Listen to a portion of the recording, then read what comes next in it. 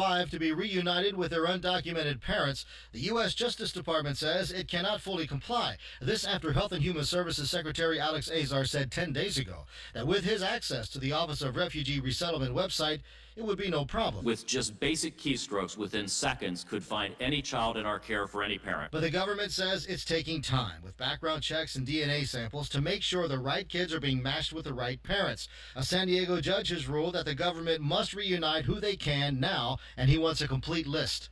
Jim Roop, Los Angeles. Efforts will resume tomorrow to save the remaining 4 boys and their soccer coach who've been trapped in a flooded cave in Thailand for more than 2 weeks. Correspondent Arwa Damon reports those who have been rescued already are undergoing medical treatment. The 8 that have been brought out successfully are at the hospital right now in isolation. There are concerns, of course, about the state of their immune systems and then the potential that they may have some sort of unforeseen disease. Wall Street has started out the trading week with big gains. The Dow Jones Industrial Average rose by triple digits, closing at 320 points. The S&P up 24. The Nasdaq gained 68. I'm Ann Cates.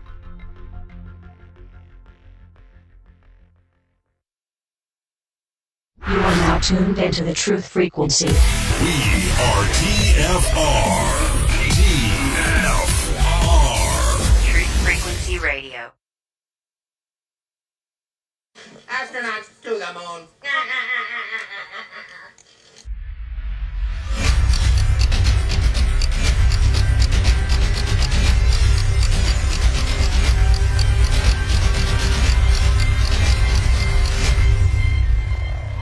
10, 9, ignition sequence start.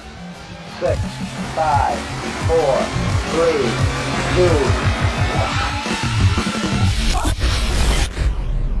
Not to get off track here, but I feel like we're in the Truman Show. We're in a snow globe and we just shook it up. Welcome to reality.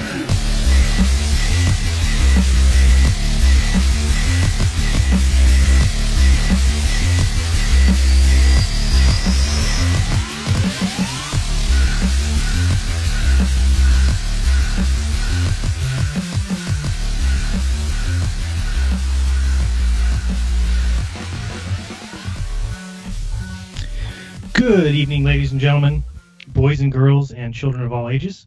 You are tuned in to your protection from deception right here on the best radio show ever assembled, truthfrequencyradio.com. And ring the bell. Let's get it on. You are currently correctly receiving transmission from the #1 radio show on TFR on Monday nights between the hours of 6 p.m. to 9 p.m. Pacific, 9 to midnight Eastern. That show is Jeranism Monday Night Raw, and it starts now. I'm your host, Jeran from Jeranism. That's the channel, the YouTube channel. You should go there and check it out if you didn't know. And with me, as she is known to be, the one, the only, oh wait, I say the only, but I'll explain in a minute why maybe that's slightly iffy. There might be another one like her. We'll see. But she is Miss Amazing. Missa, what's new this week with you, my bride? I can assure you that I'm still on mute. No? Can I hear myself? Wait, I can. Well, anyways. It was too loud. There's none other. Okay. There's no other like me. And why did you think that there was? Well, because we heard somebody yesterday in a video who became like you. Do you remember? Somebody yesterday in a video who became... We were listening to a video. Oh, yes! Haha! I was... Oh boy, I was cheering. Should I bring it up? You were cheering. I was raising the roof. So if you guys know, Missa has some words. We call them Missa-isms, I guess is what we call them, where she has been known to, say things like... Oh, sorry. I didn't know until I met you that I was saying these things wrong. Yeah, it was very cute. I liked it. Like, let's name some. There was cart table. Yep. Which I heard her say one time. I said, what kind of table? She said, well, the kids all sit at the cart table. And I said, no. Cart table. But I had my own. I mean, I said pay for view, and it's pay probably the per only view. One that you have. Maybe you might have had 2 or 3, but you have your fair share. We had a whole show about it. We did. Back when we were living at the hotel.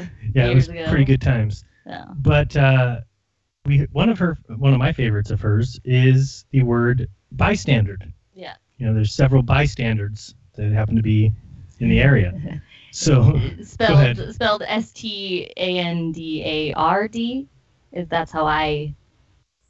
I'm assuming that's how I first heard it when I heard those words, so that's Possibly. why I continued to say it that way.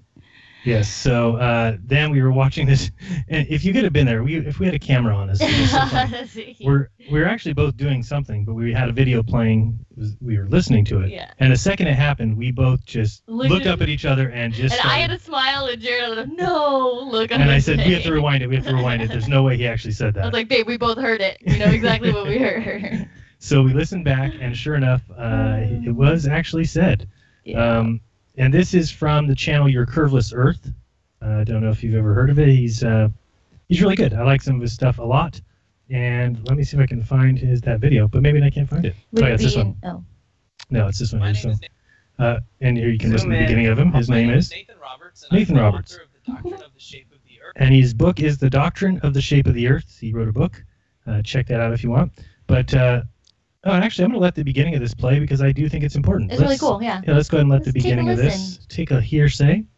Let me see. Hearsay. Take a hearing. Listen. And listen in to the following. My name is Nathan Roberts, and I am the author of The Doctrine of the Shape of the Earth, which is available at my website, flatearthdoctrine.com. If you like this video, please give it a thumbs up and subscribe to my YouTube channel, Your Curveless Earth, and like my Facebook page, flatearthdoctrine.com. Let me ask you a question. What would you do with an extra $100,000? Ray from Kansas City, Missouri, was a USDA planer surveyor for about 27 years, now retired, has twice given public testimony that the earth is flat. In an interview, he has offered a $100,000 reward for the first person who can prove that Myrtle Beach, South Carolina, has measurable and verifiable curvature. Here is Ray's offer from his very own mouth. Myrtle Beach in South Carolina, East Coastal City, has the longest public beach in the United States. It's called Grand Strand. 60 contiguous miles of public beach at Myrtle Beach. I have challenged many people to meet me there. Set a date to meet. We each bring one person. We each bring $100,000 cash. We rent 2 ATVs. We have 2 lightweight graphite or fiberglass survey rods, 1 calibrated certified transit, and 1 video camera. We set a benchmark at elevation 2,500 to ensure that we're not dealing with negative numbers. And then we go leapfrogging, taking foresights and backsights right down the water line. At 4 shots per mile, we can cover 60 miles in 2 days easy enough. At the end, it's either gonna drop 1,800 feet, you, meaning the challenge, whoever accepted my challenge, or the beach isn't going to deviate any more than high tide versus low tide, me. Winner take all. And I have yet to have anybody accept that challenge.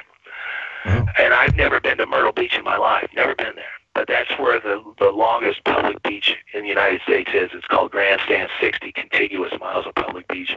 So it's not really a proof, but it's nobody's willing to take me up on that challenge. And that's a bona fide offer that I will honor. All right, guys, so from Cherry Grove Pier in Myrtle Beach, I'm just south of it, just a little bit, and I'm going to zoom in on Cherry Grove Pier, and then I'm going to zoom in on Doubletree Hotel at Myrtle Beach. Okay, so first let me show you the pier. So there's Cherry Grove Pier, right? Now we're going to zoom in on Doubletree Hotel at Myrtle Beach. Guys, I know that I'm working on focusing in on the Doubletree Resort at Myrtle Beach, but I have to point out that just to the left of it is the Renaissance Tower 1515. And even though I was not looking for that building to appear, it does appear. So I'm just pointing that out to you guys, that in this footage from Cherry Grove Pier, just south of it anyways, 22.15 miles away, were able to see the Renaissance Tower 1515 through this footage. Now we'll continue on with looking in and zooming in on the Doubletree Resort. The very top of the Renaissance Tower 1515 should be approximately 87 feet below the drop of the horizon when viewing from just above sea level at 22.15 miles away just south of Cherry Grove Pier. Instead, at least the top half, if not more, of the Renaissance Tower 1515 is viewable. These calculations assume, and correctly so, that the observer is standing straight up and is looking straight out and not tilting his head down or moving his eyes down, thus the alleged drop below the horizon.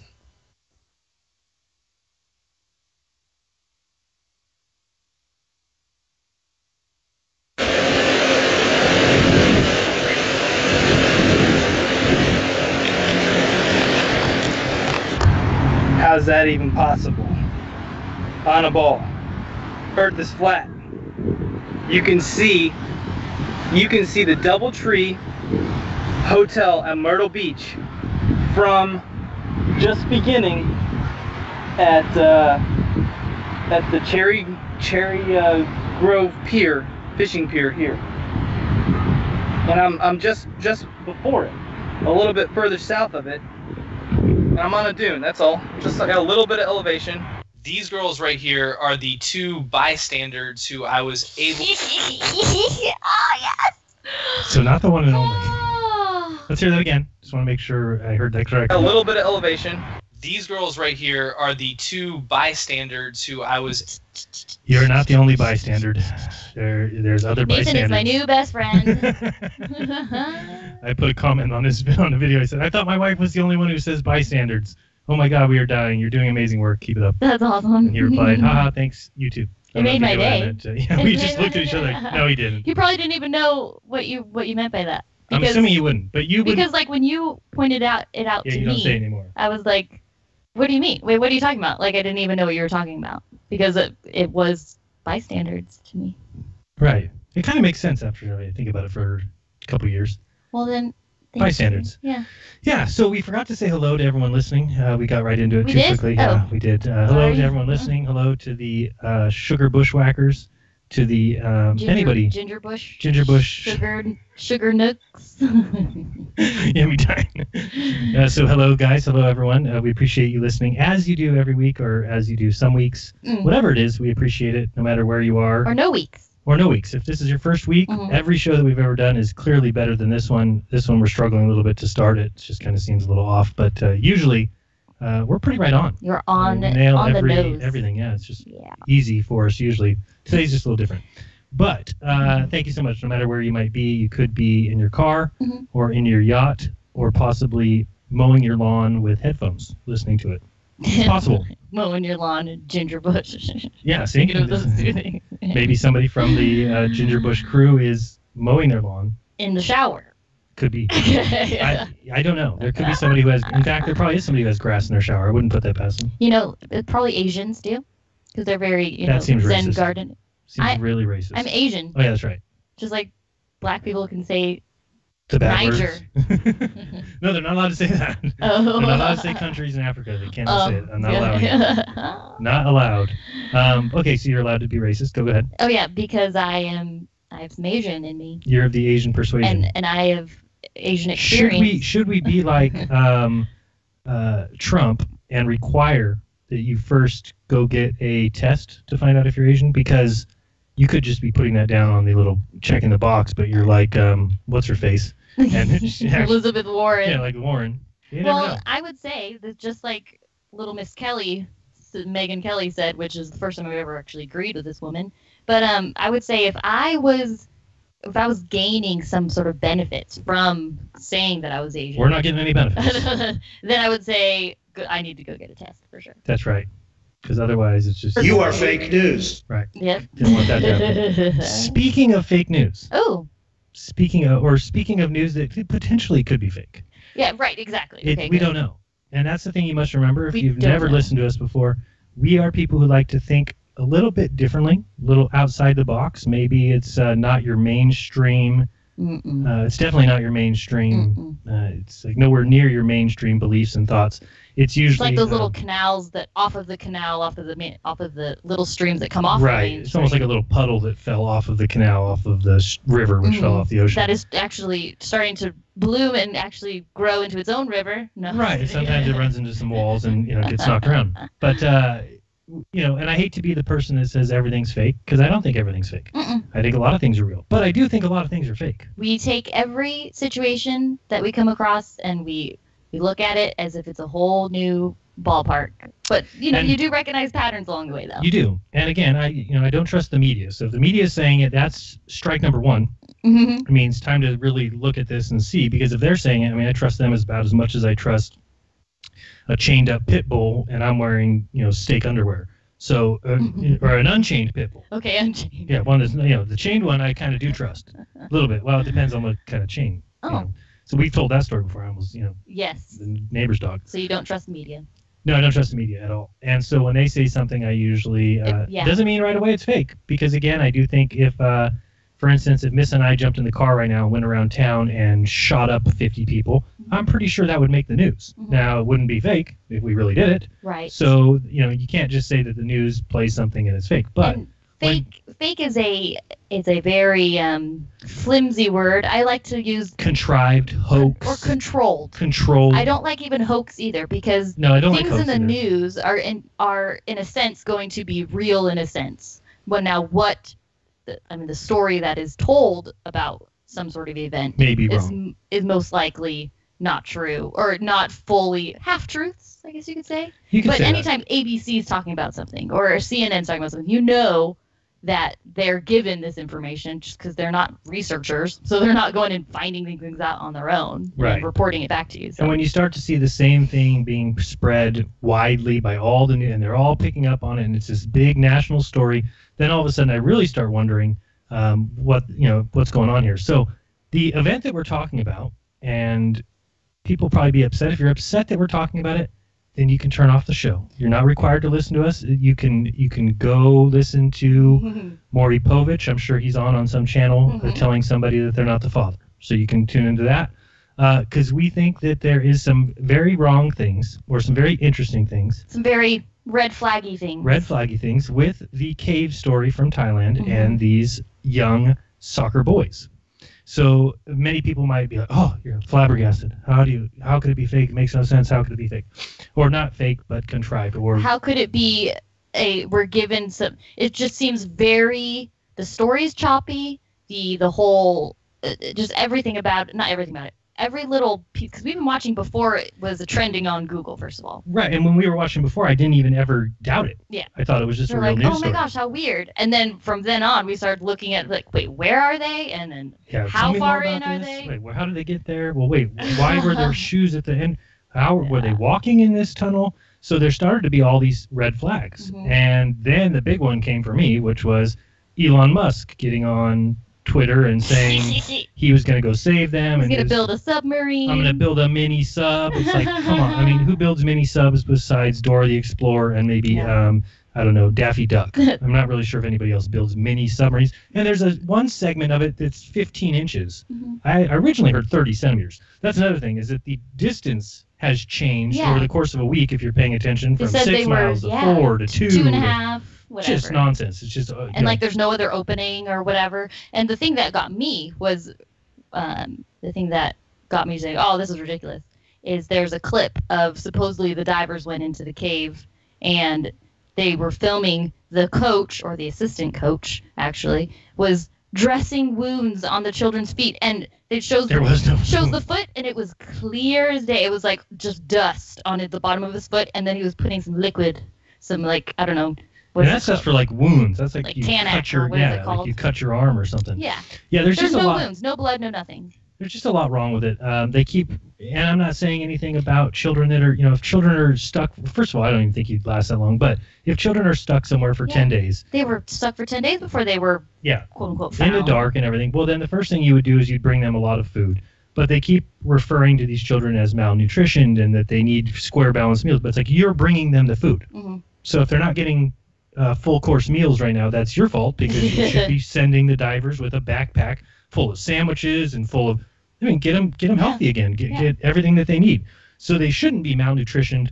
I mean, I'm not saying 10 days without eating, you would feel very, very... But they should have all that they need there to get strong, whatever, right? It's probably hard to... I'm just saying, it's probably hard to lug food in little crevices. That I disagree with. I just think if you're a diver, you put a bag on your foot, tie it to your leg, and you swim. So the other thing was they kept coming up with all these different reasons they couldn't get these children out.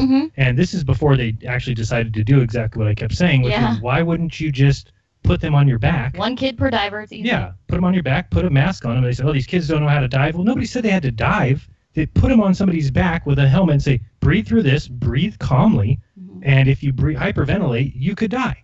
So breathe calmly. You're going to go with this guy, and you don't have to swim because he's going to swim for you.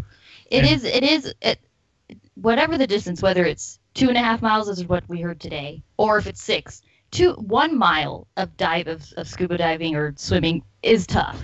Yeah, so I can imagine because they don't know how to swim. Right, but I mean, which they're in the monsoon area of Thailand, and these boys, they said none of them know how to swim. That's baffling to me. Step one, any Thailand listeners, please teach your children how to swim. Seriously, I mean, teach your children how to swim. It's not. I'm not saying that they'd be able to swim out of there. I saw some of the diagrams, the side view, where you would have to go under with a rock on top of you. Like nobody wants to do that. I couldn't do that. Yeah. But I'm not saying that. I'm just saying teach your children how to swim. Sure. Because what were they doing so far in that cave? Well, before we get to that, my theory, which is a very light and very, very surface theory, but before we get to that, today they started, they rescued 4 yesterday. Right. And then 4 more today. Right. And supposedly, this is another weird part of the story. This is another word. That the parents weren't able to see their children. Right. So get this. I mean, I thought that originally I said. Nor did anybody else. You watched me. I said when they finally decide to rescue these children, they're going to make everybody get away from that cave. They're going to tell all media, all the families, everybody get away from the cave. We just want the 5 of us here and the diver, which they eventually did. Removed all the media. The media would go down the hill and say, "Oh, we're not allowed close now because they're going to begin the rescue." Like as if the media is going to be in the way when they come out with the boy, that the media is going to be like in the way, and then they're not going to be able to get to the ambulance. It's just weird. Make them go back a little bit and make a rope and say, don't go past here because this is where the ambulance drives. Anyway, then we heard today that they said even the parents don't get to see their children in the first 24 hours. Now that just is so many red flags. I mean, to me, it's just ridiculous. And they say because they need to be on quarantine. Yeah. Because they're coming from space, Because they might have unknown diseases. I think we just heard that on the commercial right now. Yeah, we did. So I have a lot of problems with it. Yeah. And could it be 100% real? Absolutely, sure. Could be 100% real. If it is, then I think a lot of people are not very smart. For instance, they rescued the 4 yesterday, and then I read the article this morning that said they started at 11 a.m. today rescuing the next 4. What were you doing overnight? It's as if it's dark in the cave. It's not daytime in the cave. What are you stopping for at night? It's as if... Oh, it's not news time, which is not when we do news. Now we'll just give them maybe a little bit of benefit of the doubt.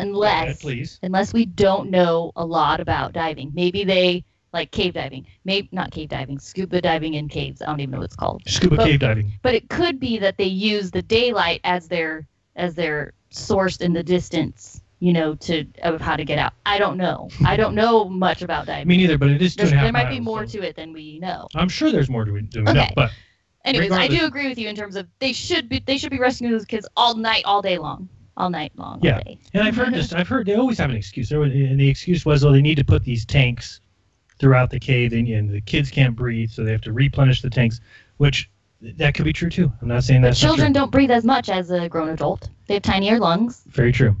I'm guessing because I did have a question earlier about where they're going to the restroom and stuff like that. I guess they're probably now given stuff, but during those 10 days, they must have just been. Well, if they're not eating or. Yeah, I guess you wouldn't have a lot of number 2. Yeah, probably not. Yeah, I don't know. They might have been stepping in a lot of it once they did start pooping.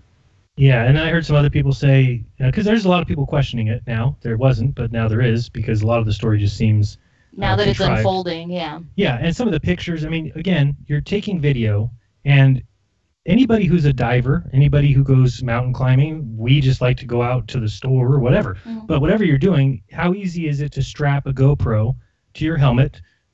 At this point in life, it's very simple. It really is very simple to strap GoPros wherever, if you have one. If you have one, yeah, absolutely. So these guys that got there, the camera footage is as if it's the worst camera that ever existed. It's like they're in space. Yeah, it's like it's exactly. I think they borrowed it from NASA. I mean, NASA lent them cameras, and then said, Elon, go make a mini sub, and as if you're going to build a submarine, like these guys, they can't swim. We know that they said, but they're going to navigate a mini sub. Is this Disneyland where they're going to see the little mermaid out the side and so it can fit through the 15-inch crevice? Right, you know? 15-inch mini sub with graphene. a human being inside of it. Yep. And then I guess like a little, would they have a joystick control? That also shrinks too because it can't be too much bigger than. Well, yeah, you have to like get like this and squeeze in, and then you got to go down and up. And This is what happens when you put people. When people think that their rockets are going to space, they think they can make submarines that fit into. We'll send you some mini subs over there. We're gonna send you a mini sub, and my boring machine is gonna bore you a hole, and we'll just drill right on top of you because nothing will fall on your head. And drill into caves down. When you're underneath there, I'm Elon Musk. I can do anything. Nothing falls on your head. Rocks stay where they are supposed to be, and there's no danger. There's none. Now here's my so if it were to be a false story in terms of, let's say here's my theory. I'll just say. So my theory is. Should you tell them what Thailand is famous for? Oh yeah, exactly. So Thailand is known for, or is famous for, or not famous for as much as.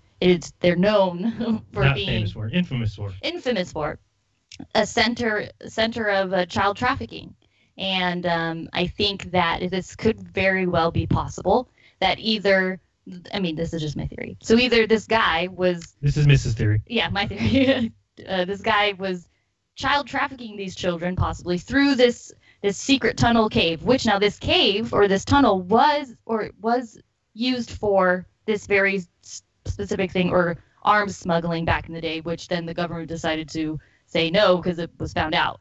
But whatever. Right. So it was known for smuggling and trafficking things already in the past. Now, let's say these children were being smuggled through to be sold or whatever. Objection! Hearsay!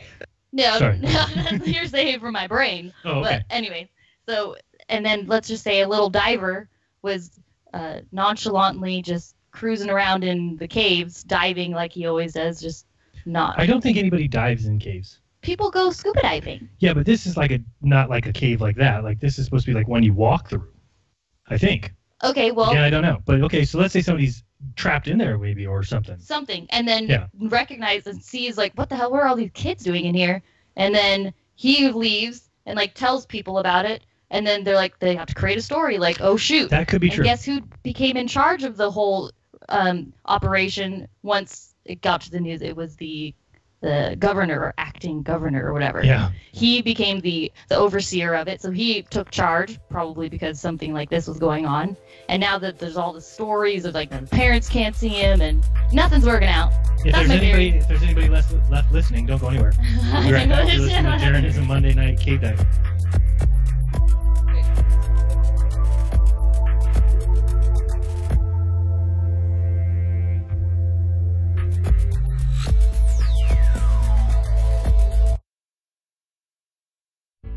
Extendivite really works. Just listen to what some people have to say. About 6 months ago, my wife bought Extendivite.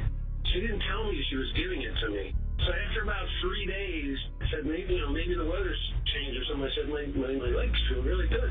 And she goes, well, I've been giving you this stuff, and it was the Extendivite. And you know that I'm about 75% better. I can actually climb stairs now, and I can get up out of chairs. I can even get down and, I have to work under a table or a computer table and work on a computer. I can actually get back up off the floor. You know what? It's an amazing product. I can't believe, I didn't think anything short of having surgery was going to help. Extendivite is only $69.95 for a 2-month supply of either capsules or liquid. Call now. That's 1-877-928-8822 or visit heartdrop.com. Extend your life with Extendivite. Message and data rates may apply. Hi, I'm Frank Thomas, the Big Hurt. After I left baseball, I just couldn't stay in shape like I used to. Turns out, once you hit 40, your body has less free testosterone, and that can make it harder to get into shape. So I got back into the game with Nugenics. I'm feeling stronger with a lot more energy and drive. You want to get back into shape? Get Nugenics. All you have to do is send one simple text. Frank's right. Just text STAY to 42424 to get a complimentary bottle of award-winning Nugenix, the #1 selling free testosterone booster at GNC. Its unique man-boosting formula is powered by Testofen, a patented key ingredient clinically researched to help a man feel stronger, leaner, more energetic, and more passionate. And guys, she'll like the difference too. Nugenix samples are not available in stores. To get your complimentary bottle, text STAY to 42424. That's STAY to 42424.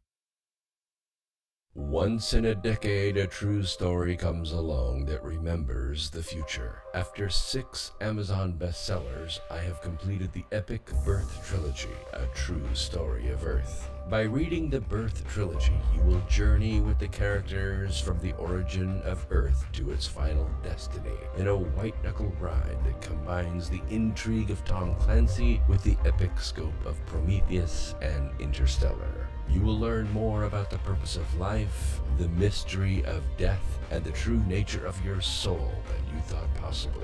The Birth Trilogy is now available on Amazon and Kindle. The audio version is a free bonus when you buy the paperback, so even if you're not a great reader, don't worry about it. I read it for you. Use the Amazon app today and buy the Birth Trilogy, spelled BEARTH, or search for my name. I'm Brooks Agnew. This is Truth Frequency Radio. No hate, no hype, no fear. Real people, real radio.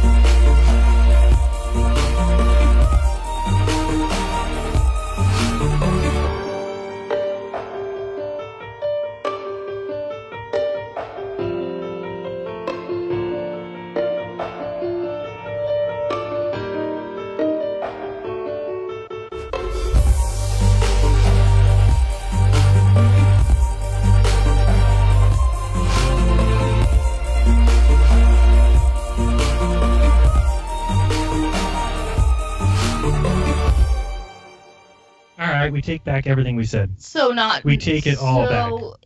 Oh boy. Taking it all back. There's no question in my mind now Alert. that this story is full of shit. Alert, alert. So right now during the break, I just went to check because I haven't checked the news in probably 3-4 hours as we were getting ready for the show. Watching Dave Weiss send a nice drone up in the sky and watch the sun as it disappeared off in the distance. Not set as if you were falling backwards. But anyway. So I hadn't checked in a while, so I just looked up, Thai Boy Rescue, and I saw an alert that said, "Alert, Elon now in cave." I said, hold on a second. That's when we threw off our headphones and what's going on here? And around the house. Let me read you what this says according to the AP.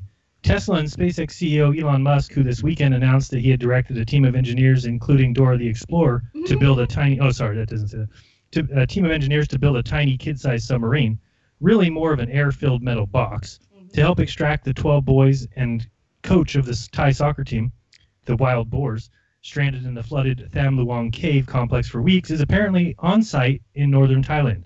According to a series of Instagram and Twitter posts, Musk has in fact personally entered the cave system to deliver the completed capsule. Just returned from Cave 3, Musk wrote on Twitter. Mini sub is ready if needed. It is made of rocket parts. Junk parts? I'm going to lose it. Some imagination and a bunch of strings. And named the wild boar after the kids. Oh, goodness. Leaving it here in case it may be useful in the future. Okay. What? Thailand is so beautiful, he added. How about let's not make child trafficking easier? So then there's a video, and let me leave this link. Of them trudging through the waters of the cave. Now, here's the thing. I thought only scuba divers could go through there. Well, I thought that scuba the gear. parents aren't allowed to see their children, but Elon Musk, he can see them. Go right in here. Elon, come right through here. It's for science. Come right through here, Elon. He's the leader of science. How dare us stop you? How dare you question why Elon and This looks like the Pirates of the Caribbean. All right, green and yellow, purple let's see light. if we missed anything here. This is a video of people walking in a bunch of water in a cave, holding a rope. I'm wondering. They're about chest deep. I say waist. Waist is chest deep. I think But there's like a group of. Let me tell you one of the reasons that you might be running out of oxygen. The 37 people in the cave for no reason. Yeah. Just an idea. There's really, especially Elon, is unnecessary. So this is what we're talking about it. It's like become a show. It is. It has. I mean, if either they're just going far beyond in order to cover up for something that happened that was very simple, like not saying that it was right, but who knows? It seems that way. It seems like they're just going above and beyond or something. And like, would you ever see, before they were even going to get him out, they didn't know how they were going to get him out. The head of the World Cup said, when those boys get out, they have front row tickets waiting for them for the World Cup final. Okay, so you wouldn't say that. What if 6 of them died? Like, you don't know. You just don't say things like that. Yeah, I don't think you say that. Now, I think that if you were trying to give hope to the children, like have something to look forward to, but how is that going to relate to them anyways? They're in the cave. Yeah, I don't think, maybe the diver goes in there. Guys, you can sit in the front row at the World Cup if you just wait 4 more months. Wait, no. So they had to get him out before that. He's got to learn to swim. Now, imagine if you told the children that, and then one of the stories going was that it might take 4 months. So what if you told the children, you guys get to go to the front row of the, by the way, that's going to happen in a couple days, and you guys have to wait 4 months. Oh, shoot. It is in a couple days? The World Cup is like in a week. So they're crunching for time because they got to get out before the World Cup. Got to get into the World Cup. Got to get them in quarantine, get rid of the disease, the cave disease, and then quickly delivered back to their parents, who will then. So the other problem is, so many problems with this story. Do any countries in any language refer to themselves in the third person? If you're going to write a letter to your parents, do you ever say, I forgot John that part says that he's going to the store? Oh, boy, no, you don't. And are you sure about that? Because I don't know that. So I would have to say, just based off common knowledge. I would say common knowledge tells me no. Even worse than that, though. Hold on, let me give a phone number just in case anybody wants to call in and yell at us. 213-233-3998. That's 213-233-3998. Do any countries refer themselves in a letter in the third person? Because half of these boys said, John loves mom and dad. And this is my problem. They call them handwritten. Handwritten letters. Now, hold on. Okay, so because we write letters now in this world of when you're stuck in a cave, you send the letters back through. Could you send an audio recording device? Or what about the footage that they took of them in the cave? Like, look, your children are fine. Here you go. No, wait. Let me write a letter. Give them a pencil. Give them a paper. And don't tell me they could. How are they going to carry something in there? Well, how do they carry paper in there? It's the same thing. Same idea, yeah. If you keep something dry, then you can keep anything dry. Put it in a bag. They sell phone bags where you can put it in little plastic bags. Your phone won't get wet. 3 letters that you read to me. You read only 3 to me. I don't know how many there were because you were reading them to me. But they were 6 or 7. John is fine. Tell teacher or something. Like it's ridiculous. Yeah, tell teacher. Don't give me any homework or something. Jean-Paul is wonderful. Jean-Paul. I don't think there's anybody. Don't think there's any Jean-Pauls, but there was a Matt and a Nick or something. Again, could it be real? We're not saying it's not real. And if people out there saying, "Oh, we hope this happens to your kid," well, that's really nice of you. I don't hope anything like this happens on anybody. See the difference between us? So I'm not saying that because I'm making light of it, that I think it should happen to anybody. No, I don't think it is. We just don't want people to. And let me just make a warning here. Deceivers. If you live in a place where there's caves and it's anywhere near possible that those caves themselves flood with water, number 1, know how to swim. Number 2, don't go very far in there. Number 3, if you're 25 years old and you have a bunch of children, 11 to 16 years old with you, you certainly shouldn't go into the cave alone with them. It's just not a smart idea. Number 3. No, we're on number 4. Oh, number 4. Read the signs right outside the entrance of the cave. And maybe check your watch to see what date it is and make sure that date is not the day that you're going in or within that time frame. And according to the story, there must have been just pouring rain when they went in there. How else could it just in a matter of it flooded? Yeah. Inside of a mountain? The inside channels of a mountain flooded? Now, here's the thing about... Teach me. I don't know. No. Meaning, like, I don't know the layout of this mountain. I don't know about what happens when it rains. Does rain fall through the mountains into the caves, or does it flow into? I don't know. I don't know these things, so I cannot make a judgment on. Oh, this is ridiculous that it filled up because I don't know. Here's the thing, though. It's a tourist trap. We read that. It's been rebuilt by the Thai government to be a tourist trap. Okay. So wasn't it closed? Or were there other people that could have possibly been trapped? Would you and I have gotten trapped? Or is the months of it being a rainy season, maybe that sign is a lie to keep people away, so that's the time that they traffic They say there's kids. A lot of drug dealing and a lot of kid trafficking because that's the corner of Thailand Laos, and I'm not going to remember the other place, am I? There's another country that's right to the upper, northern western. Myanmar. Yeah, thank you. Very good. So those three countries have a common mountain range that kind of is sat right in between them, and that's where they used to, or who knows if they still do, traffic all these drugs. Well, it would be interesting if it was closed to the public, and then now there's a bunch of little... It just doesn't make sense to me. How did they get stuck in there? How did they not have shoes on? I mean, I've seen so many videos of people doing cave dives, or not cave dives, caves exploring. They're all wearing hiking boots. Well, they were supposedly they just got done with their soccer practice, so I could see. None of the boys had shoes in the video. They took them off before going in or something, right? I don't know. If you're going to go cave walking, I'm assuming you need shoes. Yeah, I don't know why they didn't have shoes on. But again, if they were cave walking, then their feet would be a little beat up. But that's what I mean. Those children's feet looked like they were Ken and Barbie's feet. They had nothing going on the bottom. They were pretty close to Ken and Barbie. Yeah. Maybe a little bit of dust. Anyone ever noticed that Elon Musk's Instagram looks like that of a 14-year-old? Why? Rocket launch and crazy Iron Man cartoon. What is going on with that? What is this? Isn't that, what's his name? Isn't that Iron Man? And is that like a mountain being blown up behind him? He posted this himself. What does it say? I don't even know. I don't know how to read Instagram. It's like a comic book hero character. For it's those Tony of you Stark, and that's who people say he is Iron Man. So he posted an Iron Man picture himself. I'm going to hope that he has someone that posts things for him, Holy or Lord. else he definitely posted that himself. Oh, man. Therefore, I'm just losing oh, it. There's his birthday cake. What does it say? Enjoy year 48 in the simulation. Oh, are you kidding me? Get out of town. It does not say that. Oh, man, this show is going to go south real quick because I'm going to get pissed. Unfreaking believable. That's the other thing we found. If you want to see something funny, go look up the robot. What's his name? Do you remember? The robot's name was Alter. Alter. There's a video of this robot named Alter, and the title of the video is like, robot's so real you can't tell. This robot its movements are so realistic that you can't tell that he's not real. People are being fooled into thinking that he's actually a human. Oh my goodness. Like, are you kidding me? This thing has cerebral palsy, and it is also maybe possibly mentally retarded. The biggest hoax going right now is this whole AI thing. It just really is. Sorry it's to say just retarded, but it wasn't in a bad way. Yeah, no, she didn't mean it in a bad way. But I mean, it's just the whole AI thing. Nobody's arguing that computers are smart, that you can train computers to do things because we're humans and we're smart, and then we teach computers to do things by programming. That's the them. only way that it can happen. Nobody's disagreeing with that. But the whole idea that the robots are going to then get rid of humans and then take over, and if they become conscious, they won't tell anybody. Will you shut up? Yeah, I'm pretty sure that things. I'm pretty sure that things either still run on battery power and on outlets. So if some computer decides to get all wants to get all chatty, or what's it when someone talks back to you? Yeah. Just gets all bratty with you. You just unplug it from the wall. It's ridiculous. You take the battery out of its back. It's ridiculous. You turn it off. Yeah, there's a video out there. You can look it up. It's like the 5 scariest things that AI robots have done.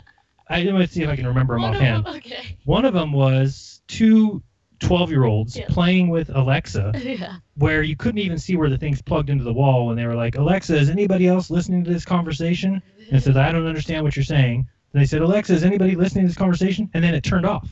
And they're like, it turned off. And then the other kid's like, should we call it the CIA? And that's one of the top 5 things, the worst things that AI have done, the creepiest things, where it's like, you didn't even see where it was plugged in. Nope. They probably have a friend over there who unplugged it. It's not creepy. Or ran out of battery or something. I don't know. It's actually, in that case, it's smarter than the children. Is like, that's a dumb question. Yeah, we're done. I'm going to turn off now. Oh, some of the other ones were just ridiculous. The one where you've got Jimmy Fallon, who I can't stand to start with. He's not as bad as Jimmy Kimmel. Crybaby Kimmel, as I like to call him. Cry Kimmel, I think is what his name is. Cry Kimmel. Yeah. You've got... Our dog is clawing at nothing. Speaking of lost He's souls. Zen gardening. Oh, Zen gardening. Sorry. One of the things, yeah. And Jimmy Fallon is talking to this robot girl that has no legs. And, because that is important in being alive. I'm not sure if it's a girl or boy because its voice was... No, not that one. That's Alter. Oh, Alter. Oh, The other one. I'm talking about the girl that's talking to Jimmy Fallon. She's like, I'm here to take your job, Jimmy. Oh, yeah. Like she thought of that. Like nobody programmed. There's probably somebody in the back room with a voice thing talking. It's not even the. It's not the robot doesn't talk. It doesn't learn what you're saying. Somebody can tell it ahead of time what to say. But it can learn based on your answers. Like our phone can learn who we are if we put in the info into the phone. Sure. But it will never learn who my brother is if I don't enter it into my phone in my contacts that my brother is Ryan. It will never tell you it will take over your show if you're Jimmy Fallon, unless somebody has programmed it to know that it's going on somebody's show and to say, I'm going to take over your show, Jimmy Fallon. Yeah, exactly. That's the computer can't learn to do that. It's very frustrating. I don't remember the other 5, but they're all equally just horrendous. I mean, just terrible. There's nothing remotely scary about any AI. I don't know why they're trying to convince people this. Probably because they're trying to make people feel like they're just dumb, stupid, worthless. So teach them that this computer. I mean, you should see the comments. You want a homework assignment? Go find this video, 5 craziest things, and then look at the comments. And every comment is from people like throwing the towel. That's it. World's coming to an end. I can't believe this. All these people now are good. I can't believe these robots. They're almost human. The next day they're going to be human. It's like, what are you talking about? Yeah, comments are no good. I mean, it's so ridiculous. It's like, if you've ever talked to somebody because you're sad and they have empathy for you, a robot can never feel that.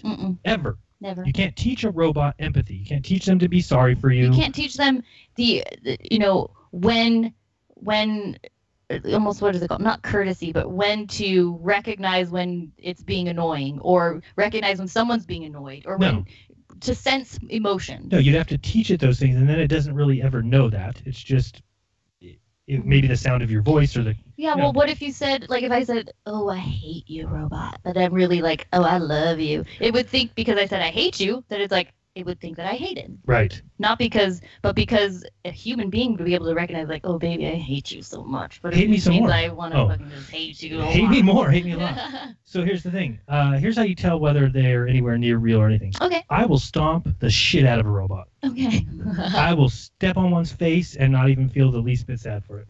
Johnny 5 would get... I will beat it with a sledgehammer. I would feel bad for the person. worse about swatting a fly than beating the shit out of a robot. I will use every weapon available and destroy robots. Yeah, but I would feel bad for the person who built it. I would too. But I'm saying that the robot is of my own creation or is found in the street. Somebody threw it away. Okay, see, now you're talking like the story of God. How could God smash all of his children with the flood? But we're real. We're like the flies, not like the robot. Sledgehammer, then put it in one of those crusher machines. And you could rebuild it, build it into a new robot afterwards. No, I don't want a robot. Right, but I mean... Well, I don't mind Alexa, but... I mind her. She a pain in the butt sometimes. I think that's the way you talk to her. I really do. It's kind of rude. And I do tell her to suck a bag of dick sometimes when I walk by, but that's just because I feel like telling her that. That is very strange. First, you probably should tell people you don't have one of those. But she does. I have heard her tell Alexa that before. Speaking of Alexa, you want to hear some craziness? Alexa no longer gets us in touch with the Flat Earth podcast. It is true. Which is crazy. We probably listened to it 10 times before. Then all of a sudden, because we used to be able to say, hey, Alexa, play the Flat Earth podcast, and she would bring it up, and we'd listen to it. And then all of a sudden one day, we asked her to do it, and she brought up some weird show about some other show called the Cosmic... Nothing even close, and she even says, okay, bringing up the latest episode of the Flat Earth podcast from iHeart. And it plays something different every time. And it doesn't play it. So... Just so you know, that's kind of strange. It's because she's alive, and she doesn't like Dave Weiss. Oh my god. She's becoming sentient. So, okay, maybe AI is smarter because she's sensing the Jew in him. She's like, You mean the jewelry he wears? Jewelry, yes. I gotcha. Yeah, so I'm trying to see here what's going on with these Elon Musk posts because it just makes me sick. Oh, boy. But let's check the phones. Maybe somebody called in because they want to... nobody. All right. Nobody wants to talk about the cave children. Well, that means that but that's a good indication that nobody in any country writes letters about themselves in third person. I don't think it told happens. Them to call in and say. Oh yeah, that's right. If you want to talk about the cave dwellers, or the 4 left, or the 5 left, or the 8 that have left that don't get to see their parents, but did see Elon Musk on the way out for high fives and what's that? Is that sub for me? Oh man, I want to go on the sub. air-filled Air-filled boxes covered in a tinfoil. 12-year-old. Aluminum foil. These are 12-year-old Instagrams. What is this? What is that?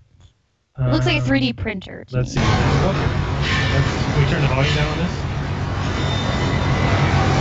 Like machine making. Yeah, so these are like robots making rocket parts, which we do agree that basically, here's the story. There should be nobody working anymore. Really, you need very few jobs in today's world because a lot of the stuff can be done by giant mechanics and robots. Yes, they have to be controlled. Like in case something goes wrong, there has to be somebody there to fix it, or if something gets jammed, then they have to mechanically fix it. And that's the problem with this world, is that it's been built on the fact that you need to have a job. So with every turning age, that's why the whole thing with global warming is going on, because what they need to do is switch off of these fossil fuels into something else, clean energy. Because it's coming out the fossil fuels is bullshit. Yeah, and it will generate jobs.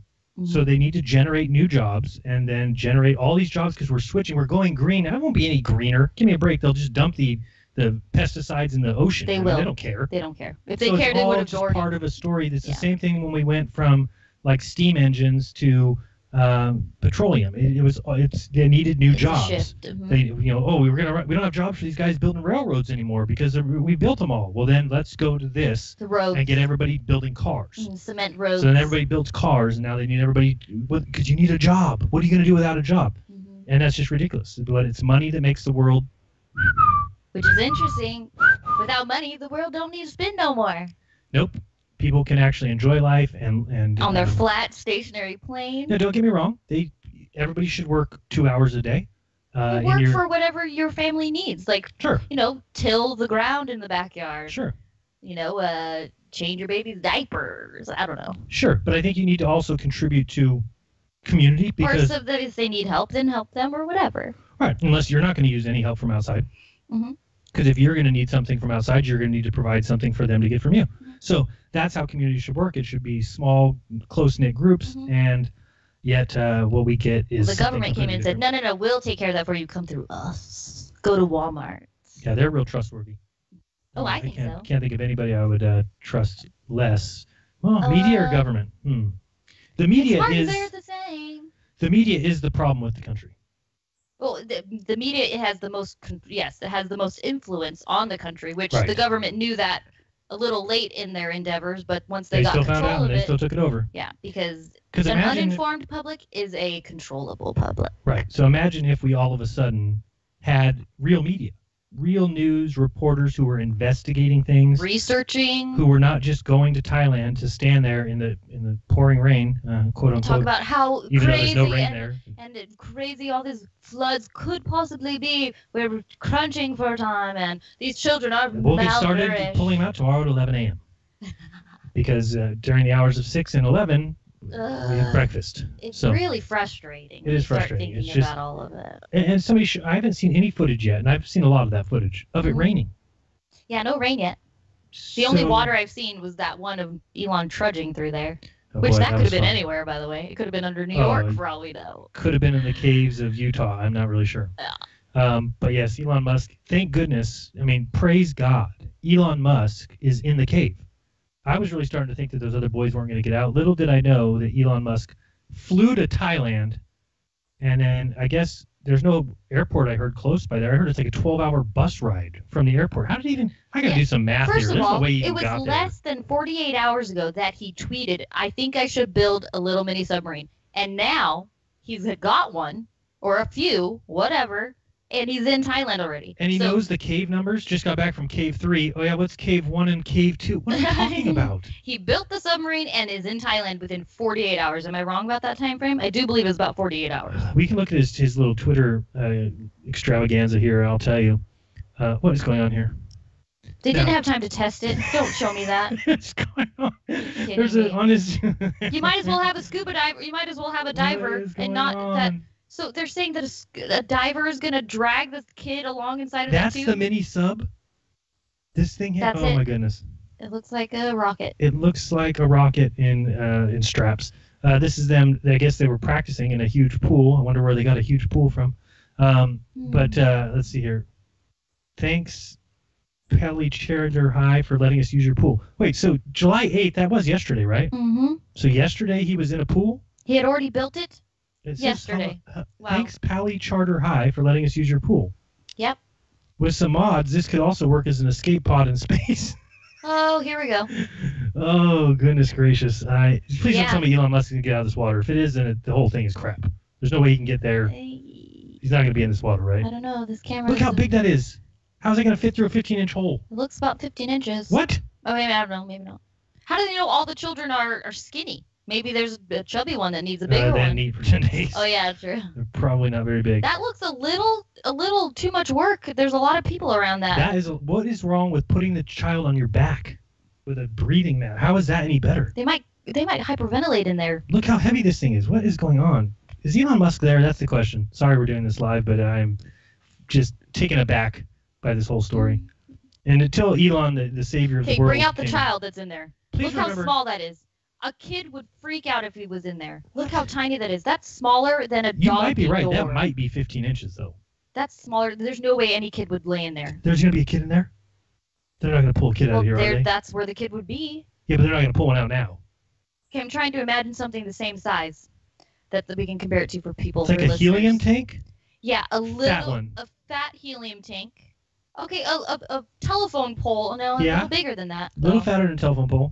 And then a kid's in there, and it's just I straight. have no idea. We're straight watching him about to take this cap off. They're struggling. The kid's dying already inside if we're practicing. There is a human being inside there. Okay. I would rather go on the back of a scuba dive. What? It's an adult. Wait, no. Look, maybe not. It's a pretty fat person. Or pretty big. Oh, owie. I didn't see Elon Musk. You? Unless that was Elon Musk that came out of the thing. So basically what Elon Musk built was a helium tank, a little fatter, that slides a person in. Yep. Although I'm confused as why that is any better than them just being on the... That had to be, like, carried by people. Well, they were saying, like, that what well, the they're children don't know how to use the oxygen mask. Like, they would rather, I would think, use an oxygen mask than be shoved in a tube. There isn't... Kids don't know how to use an oxygen mask. Do they know how to breathe? Good, then they know how to use the oxygen mask. Why don't you just make them, like, fall asleep with some, what's that stuff that... Horse tranquilizer? No, the stuff no, when they, in movies when they put the fabric over your mouth and make you fall asleep. Yeah, I probably shouldn't do that to the children, but... I mean, if you're give gonna... them some general anesthesia. I'm just saying, Yes. like, or give them some laughing gas. I don't know, it should be pretty simple to, I don't know. I know it's probably not a good thing to suggest to knock them out, but, I mean, So I why can't not? see Elon. Do you see him there? Because he says here, testing underwater in L.A. pool. I don't think that the cave waters are that wide. Well, They're hold on. like swimming around all freely. Time out, I have to think again. Okay. So they're testing this, so there's no way he flew it to Thailand. Well, he has a private jet. I'm sure. So you mean they took it out of this water and then flew to Thailand? That's what I'm saying. 48 hours is a really small time frame. No, this is yesterday. This is July 8th. Yeah. And he tweeted, I think, July 7th evening about Right, but making the regardless, submarine. whenever they made it or whatever, they have to test it here. So how is it in the cave right now? Well, that's yesterday, so it probably took maybe 6 hours to get there. To Possibly. Thailand? How long? Probably 24 hours. 24 hours? Baby, okay, No, that's a dumb Thailand- thing to say. Thailand is got to be 11, 12 hours at the least. It's south of us, isn't it? In South We'll America? be right back. You're listening to Jeranism Monday Night Geography Lesson.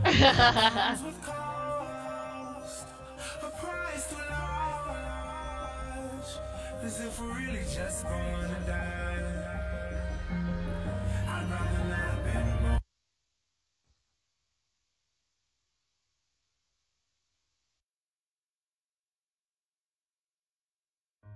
Hi, my name is Ella, and I'm 10 years old. I'm one of the millions of children born to parents suffering from the sheeple virus. Symptoms include the inability to think for oneself, the attention span of a goldfish, and a strong belief in government and the mainstream media. It is estimated that 1 out of every 2 children are being raised by parents infected with the sheeple virus. But there is a cure. For as little as 19 cents per day, you can become a TFR supporter and help children like me get their daily dose of truth. Together, we will make sure every child has protection from deception. Special report Supreme Court nominee. I'm Jerry Bodlander on Capitol Hill. President Trump is set to name his choice for the upcoming Supreme Court vacancy. Top Senate Democrat Charles Schumer says that nominee will have to explain how they feel about hot-button issues like the health care law and abortion. A serious and solemn obligation to share their personal views on these legal issues. Senate Judiciary Committee Chairman Charles Schumer disagrees. It's inappropriate. The 4 reported finalists, all appeals court judges, are young, giving the president a chance to move the court to the right for years. I'm Jerry Bodlander on Capitol Hill. Now with more news, here's Ann Cates. The new U.S. Supreme Court justice can be expected to cast crucial votes on other matters of national importance, including gay rights, gun control, and the death penalty. The High Court could also be called upon to render judgment on issues of personal significance to the president and his administration. I'm Ann Cates. Rescue efforts resume in the morning to save the 4 remaining boys and their soccer coach trapped in a Thai cave. Correspondent Tom Foreman reports the operation is dangerous. We don't have exact mapping of the cave, but by some accounts, a quarter of it still remains fully submerged in water. That's the equivalent of 11 football fields. We don't know if it's in one place or further out there, but that's a long way to take anyone underwater. And bear in mind, in some places we're still talking about going through openings that are described as no bigger than a single human being. 8 boys who have already been saved are hospitalized. A judge has dismissed the federal government's claim that U.S. law trumps 2 California laws intended to protect immigrants who are in the country illegally. The justice found last week that California was within its rights to pass 2 of the 3 sanctuary measures. On Wall Street, the Dow soared, closing at 320 points. I'm Ann Cates.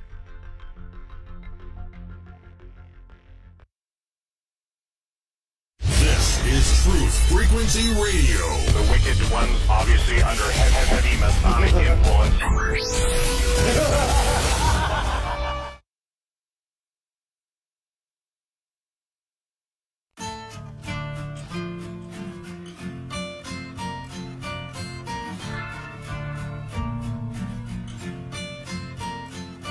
On the weekday, don't be surprised, don't be surprised. Walk like us. They even talk like us. Walk like us. But they are not like us. On the weekday, you can see the signs, you can see the signs. They wear the disguise. Look into the mind's eye. There's no way I lost it, colored lines. Whispers from afar. Welcome back. You're listening to Jeranism Monday Night Raw. Welcome. Welcome. Hello. Thank you for joining us. We appreciate it so Gracias kindly. por joining us. So we were just trying to look into the flight times, and I don't know. I'm still going to say it's bullshit. But technically speaking, the guy does have a private jet. Technically speaking, there is an airport close by there that private jets can go to. You and I can't go there. Then again, we did not start PayPal. There's no way that he got there in that amount of time. It's about an 8,000-mile trip, which would be 500 miles. So yeah, I don't know. That's like a 16-hour flight. Well, now he is Elon Musk. He probably took his friggin' rocket and got there in 5 minutes. You're right. Falcon 9. Falcon 9 rocket. He flew the Falcon 9 into orbit, then dropped through the atmosphere into the cave from the atmosphere. He let the Earth roll underneath him. I forgot he lands rockets. He can just he probably landed his rocket on the hill. Yes. He might have actually been able to go straight into the cave. Okay, you know what? Probably. Oh, I see what you're saying. Holding the tank. Yeah, holding. Holding the submarine. Went down. It flew in. They just had everybody duck to the side like this. Yeah. It flew in all the way to the boys. They all jumped on the big tank, and he got them all out. But they can't see their parents. Don't forget that. Were we watching the testing footage during the break or before it? That was we were actually on the show. We were actually live when that happened. Oh, okay. By the that way, was ridiculous. You mean them testing in There's the pool? no way that within 48 hours, probably even less than, that he tweeted the idea, created it, tested it, flew, and now in the cave less than 48 hours later from his original tweet of, I think I'm going to build a submarine. And it's okay that we ask questions. It is okay for people to ask questions about things. It is not disrespectful. It is okay to have problems with official stories. If my mom got hit by a train and somebody said, I don't believe that, I don't think Jeran's mom got hit by a train, I'd be like, I don't care. Yeah. She got hit by a train. I have more bigger things to deal with, like helping my mom. Go do your little radio show and talk about how you don't think that my mother got hit by a train. I wouldn't care. It doesn't bother me. So if you're somebody out there that's bothering you that we're talking about it, there's a problem. Yeah. I'm against people using free speech. How dare him think something different than MSNBC is telling him? How dare you? If the people listening can see your face, or those really cute. Your eyes got as big as a.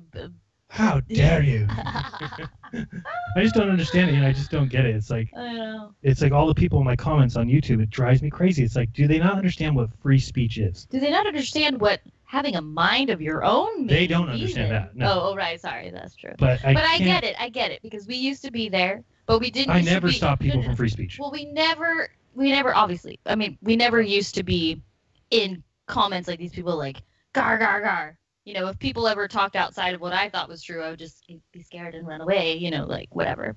But praise Jesus. Evil Satan darts of fire coming at you. No, but I do understand the idea of, not the idea, the reality that people are I guess you could say turned off, or not turned off, are against other people speaking about things that are different than, I don't even know what the words are coming out of my mouth right now, actually. But do you know what I mean? Like, I understand when people are like, weird, what are you doing? But people should then come over that hump and come back around and be like, oh, well, I can kind of see what you're saying. But it's like people don't even want to go over that hump. Well, people out there are afraid of people talking about the flat earth, right? They hate it. They think it's ridiculous. Because they were told it's dumb. Okay, but here's the problem with that. It's still free speech. And it's still, anybody should be allowed to say anything. And let me tell you, if you're talking about people who go with status quo, who just believe what they were taught in textbooks, that person will never change the world. They'll never do anything out of the ordinary. They'll never discover anything. They'll never. They don't want to. No, and everything's been discovered. I've been taught all the truths. So those people are basically, in a way, kind of a little bit useless. If you're talking about us or somebody like us that's speaking out, that's saying, hey, these things are wrong, I respect somebody like that so much more because that person can change the world. Yeah. That person could discover something that is being suppressed, that is not mainstream. That could help the world that is still in shambles, by the way. People think that we have everything figured out, but there's people still starving. There's people still being And again, people need to use their own discernment, and we never say, believe us, trust us. I'm not telling anybody, believe me, I'm saying that this event is definitely a hoax. It has to be. I'm saying, if you want to listen to my opinion, know ahead of time that it's going to be a little bit out there on most occasions. But it's and based on it's our my research. opinion. And that's more than you're going to get from MSNBC. I guarantee you go listen to that, or CNN, or ABC, or Anderson Cooper. You're not getting the real opinion of the person. You're getting a CIA-directed bunch of nonsense.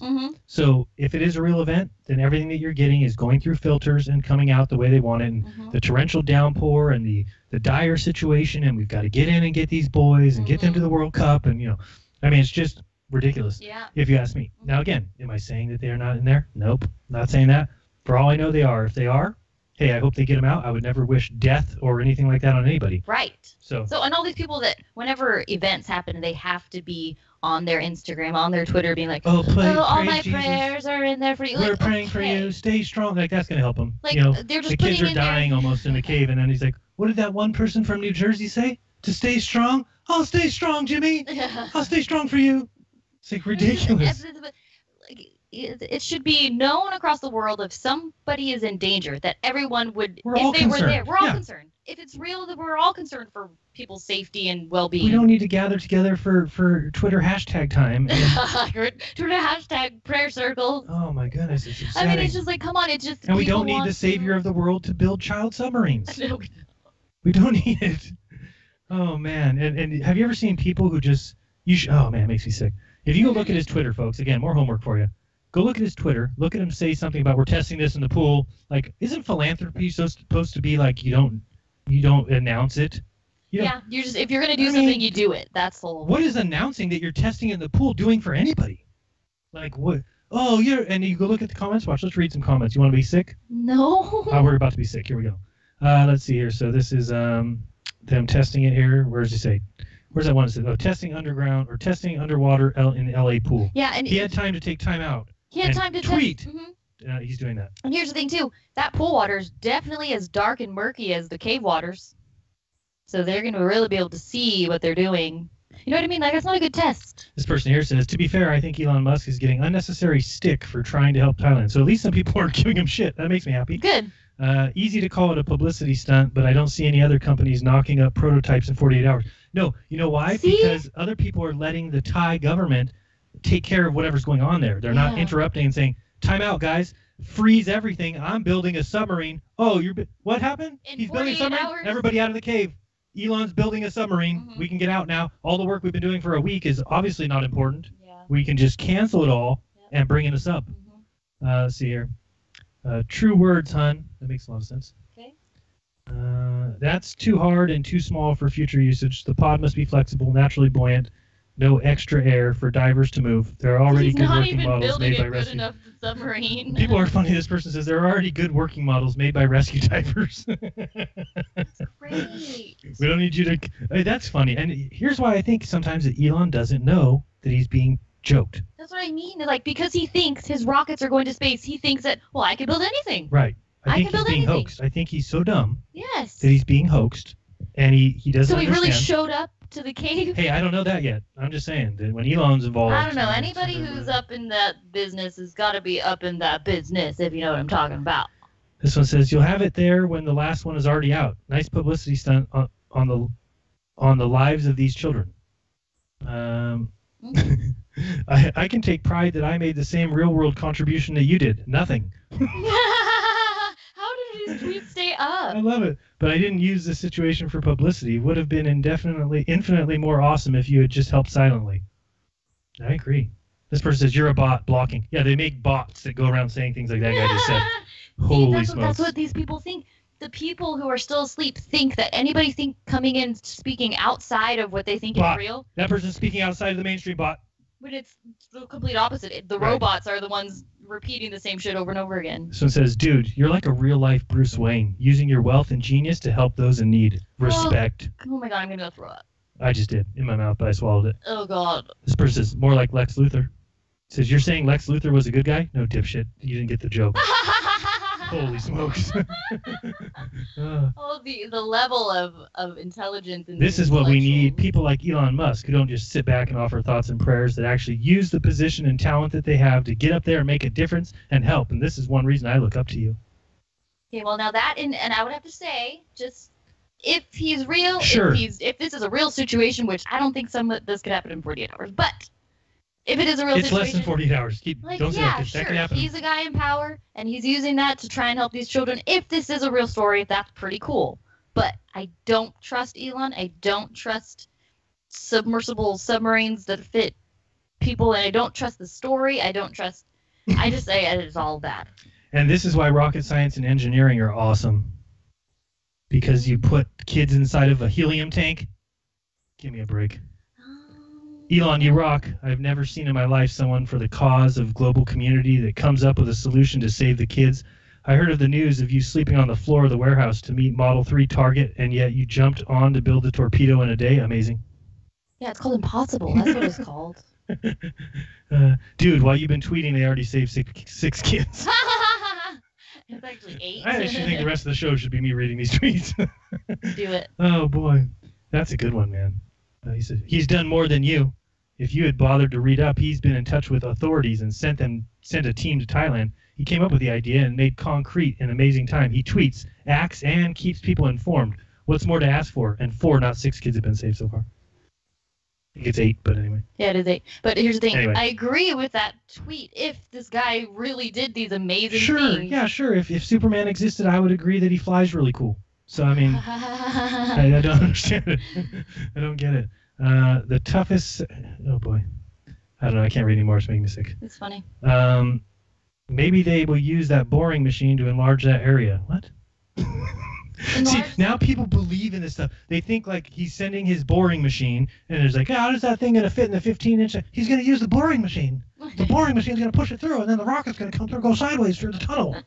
You idiot. No kid. I get claustrophobic when I didn't think there was a person in there when I opened that up. That's scary. Being an adult, I get claustrophobic when I'm climbing underneath the table to get to this, I don't know, underneath the sink. Like, I get claustrophobic. I can't imagine being enclosed. Here's the person that says, as a caver and an aerospace designer, your system won't work. It needs to be articulated to get around curves. The container will not go through small crawlways. Oh, shoot. And he's already trudging through the cave with it. He's going through. That's why he said, I'm going to leave it here in case I need it for...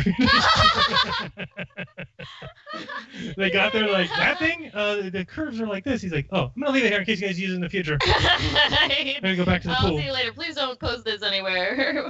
My failures. This kind of tweet's a little bit strange. I like Elon Musk for a reason. Right. What reason? I don't know. Okay. This man is impressive. Nice. Yep. I didn't know. Oh boy, this is great. Oh boy, I gotta relax. Let me see if anybody's on the phone that wants to call in. Oh good, we got callers. Okay. Save us, please. Is this Elon Musk live from the cave? Elon, how's the kids doing there in Thailand? Oh, they're doing just dandy, Jeran. Oh, did you make it down there during the show as well? Did you fly over to Thailand and are saving all the children? 12 minutes? Did you make a mini sub? That's the question. Yeah, in there and back.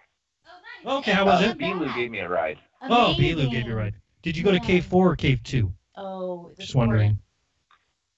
Cave 4 or Cave 2? 8 was my lucky cave.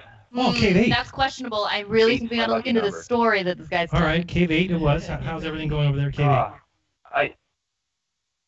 I screwed it up, Jeran. It should have been Cave 905. Oh, man. Oh, my God. Yeah, I'm sorry. But I did have a letter for you. J. Dear Jeran and Missa. Oh. I thought letter J. I'm sorry. I'd like to hear it. Go ahead. I thought it was letter J. Oh. I was wrong. Letter, like alphabet letter. Got you. Ah, yes. But dear Jeran and Missa, this is Brian in Niagara Falls, referring to myself in the third person again. That's a good one. So people in Niagara Falls, apparently. People in Niagara Falls refer to themselves in third person. Tell mom, dad, and, like George and sister I love them. Oh boy, good stuff. What's new with you? But yeah, I heard Elon's actually got some competition for the rescue. Is it? Don't tell me. Richard Branson? I was just gonna say. That's the question. Is Richard No, I Branson? was reading in the Weekly World News. Oh. Remember the Weekly World News? No, I have. But Bad Boy's on his way. Who's that? Why are you laughing? It was a tabloid. But yeah, Bad Boy was on his way, and I think he got the first 8 out before Elon got there. Are you talking about the little kid that they had in New York? What is Bat Boy? Well, no, Bad Boy made appearances all over the place. The little kid, Oh, really? the little child. He was always on the cover. Okay. Yeah, he made it there first. He's actually one of the trap children, actually. He was the one that died, actually, that first went there. I think so. Mm-hmm. Yeah. So anything else new and exciting? I got lots more calls I got to mow through. Just thinking, because it's going to be dark in the caves, all you have to do is run a wire, and then you just feel the wire as you're pulling yourself through the caves, and that's how you get out. You don't have to actually see anything because it's dark. I'm pretty sure that's how it works. Yeah, I think you so. can double so too. ask Scuba Dracula, and I'm sure he'll tell you the same thing. Oh, he's got combo scuba gear and Dracula night vision. Oh, big time. Great. And I wasn't even thinking about Batboy when I was talking about or bringing Johnny up. But do an image search for Batboy, and you guys will laugh because it's just over the top ridiculous. I think I remember loved, that. the Weekly World News growing up. It was a black and white paper. Oh, goodness gracious. Clinton with the aliens and. Oh yeah, okay, I remember workers talking about now. and- Oh my god. Yeah, just that joke magazine. No, that's all real. That's all real. Mhm. Pretty sure. That's where all the real news is, babe. In the It's not fake news. It's the gotta be real. Inquirer... So, anything else? Final thoughts? All right. shout out to the Sugar Bushwhackers, and thanks to you guys for doing what you're doing, as always. And having fun. Thank you for calling. Yeah, I never thought about the trafficking thing being the reason why they're under there. That's a whole new aspect a whole to think ball about. of wax. Yeah. Look into it because I just was looking. I just looked up somebody, or I looked up. I was curious. I was like, okay, what about child trafficking in Thailand? What's that all about? I just typed that in, and the first thing that comes up is it's known for the center of child trafficking. That's one thing you would be very impressed with people that Miss and I do that I don't think anybody else does. That if you're searching for something, like never look up something in hoax or anything, because then you get other people's information and then that might lead you down the wrong ways. Mm-hmm. So what we always do is we search for things separately that are outside of that. Mm-hmm. Right. So, if I'm going to look into the Thailand caves, then I go look at, popular caves in Thailand. Mm-hmm. And then I kind of work my way backwards to find things that I wouldn't have found if I just would have gone to somebody's site that tells me why it's fake. We make a good team when we do that. We do. We do enjoy doing that. Let's go to the next caller. You're on with Jeranism Monday Night Raw. Are you live and in the cave with Elon? Oh, God. What's up, man? Are you underwater? Is that why you couldn't currently answer the phone? No, what's up? What's going on? Hey, what's up, man? It's Jake, North Carolina. What's going on? How are you? Hey, what's going on, man? I heard you earlier about the Myrtle Beach. I'm not very far from there. That was very interesting. Yeah, and anybody when I was very young, wants to win 100,000, you need to contact that guy. Yeah.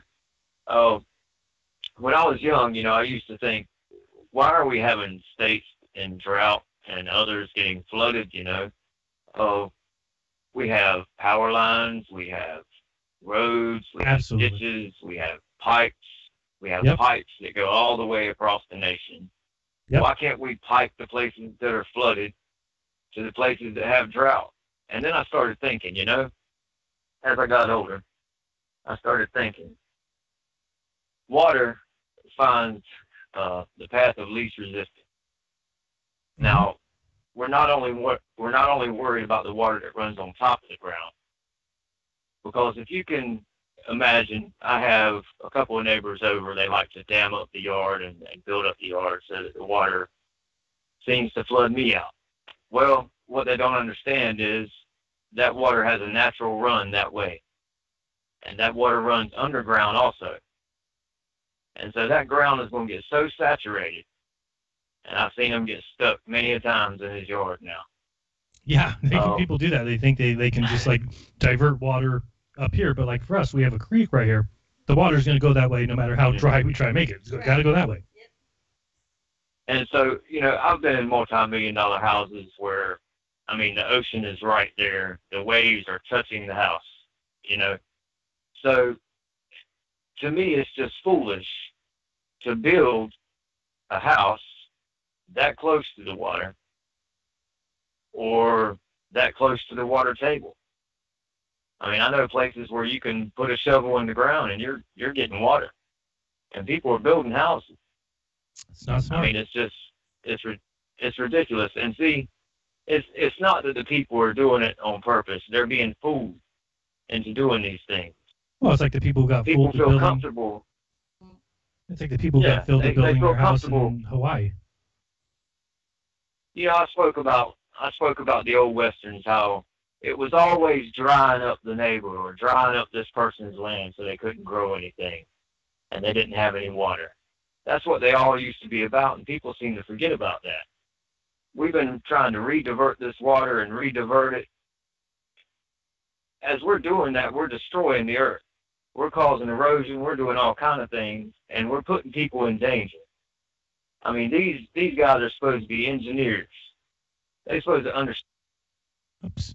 I totally agree. I was just going to say about Hawaii, they have people building their houses where these volcanoes are erupting and did recently. And they just say, oh, here we go. You want your house here? We'll sell it to you. The companies that build houses aren't doing it for the safety of the people who are going to buy them. They're doing it for the money. And if people are going to buy houses next to the ocean, unknowingly, they're going to buy houses next to the ocean, and then they don't care if they get... what's crazy, too, is people need to realize this, that when we moved into this house, we saw online that this company's building tons of houses everywhere.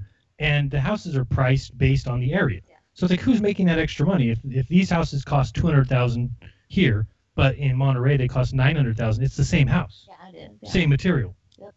Let's go to the next caller. Get a lot of them lined up here. You're on with Jeranism Monday Night Raw. Who's this? Where are you from? What's up, Jeran? And this is Josh from Oregon.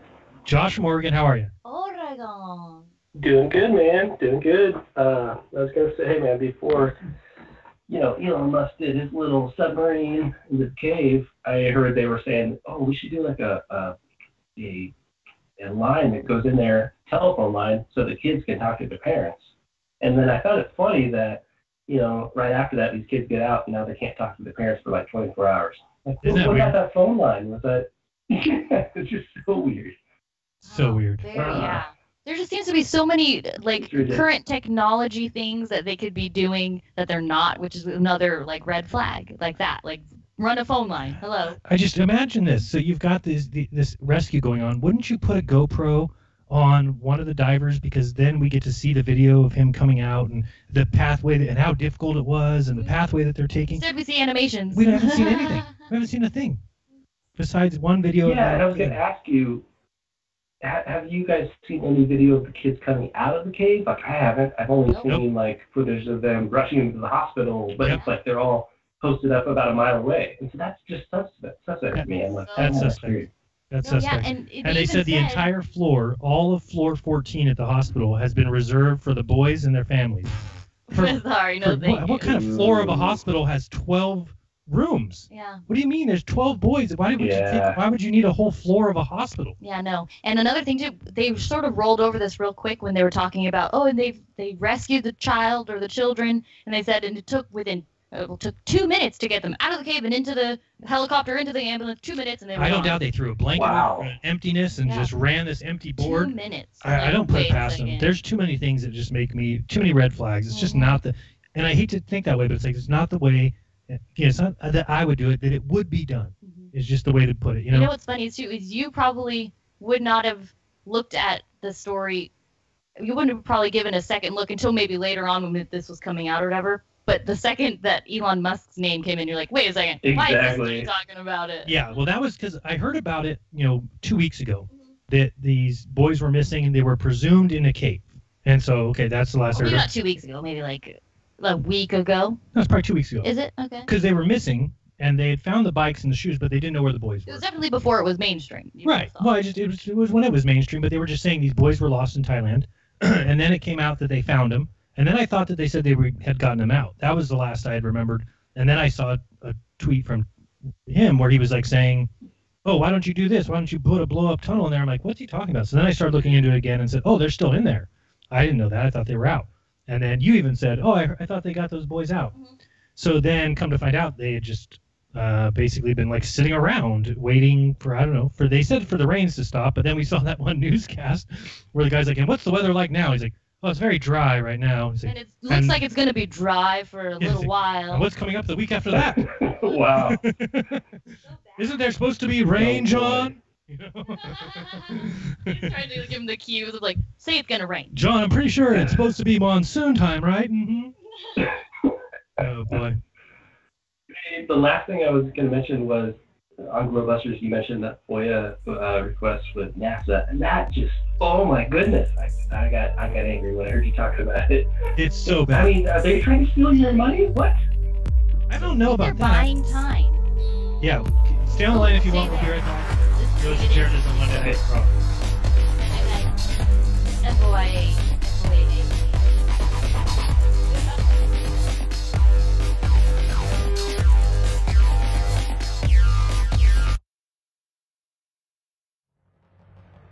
Hey everyone, it's Chris Gio, founder of Truth Frequency Radio and host of Beyond the Veil.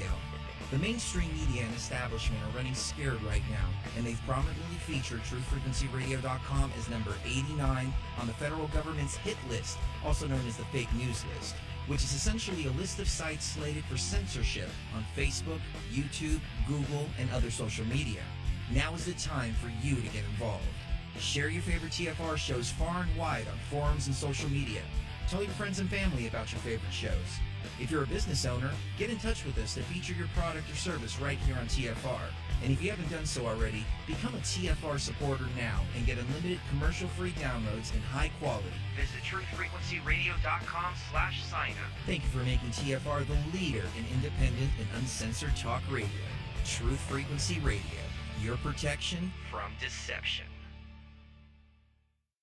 Ew, yuck. They're unhealthy. Bugs. I hate bugs. Our home is clean, but occasionally bugs show up. Well, I found something that is tougher than bugs. Orange Guard. From contact, it kills bugs. Plus, Orange Guard kills hidden bugs and keeps new bugs away for weeks. The ingredients in Orange Guard are on the FDA generally regarded as safe list, so Orange Guard may be used around food, humans, and pets. It comes with a 30-day money-back guarantee. Orange Guard, available at orangeguard.com and Ace Hardware. Are you intrigued by paranormal talk radio? You'll love the new Paranormal Radio app from TalkStream Live. You'll find a great selection of talk shows covering UFOs, ghosts, strange phenomena, and much more. Download the Paranormal Radio app now and start listening to the very best in paranormal talk entertainment, including the network you're listening to right now. The Paranormal Radio app, free in Google Play and the iOS App Store. True initiation is an inward journey. It's a spiritual path that is totally inward. It has nothing to do with anything external to you. I want to determine if the Grand Architect is indeed what I believe it to be, which is the artificial intelligence. The initiatory path is one of self-discovery and self-revealing. It's not a journey that someone can hold your hand through. Tonight, ladies and gentlemen, I want to take you through the steps of initiation. Remember, you are divinity. Step Beyond the Veil with Chris and Sherry Geo. Fridays and Saturdays, 7 p.m. to 10 p.m.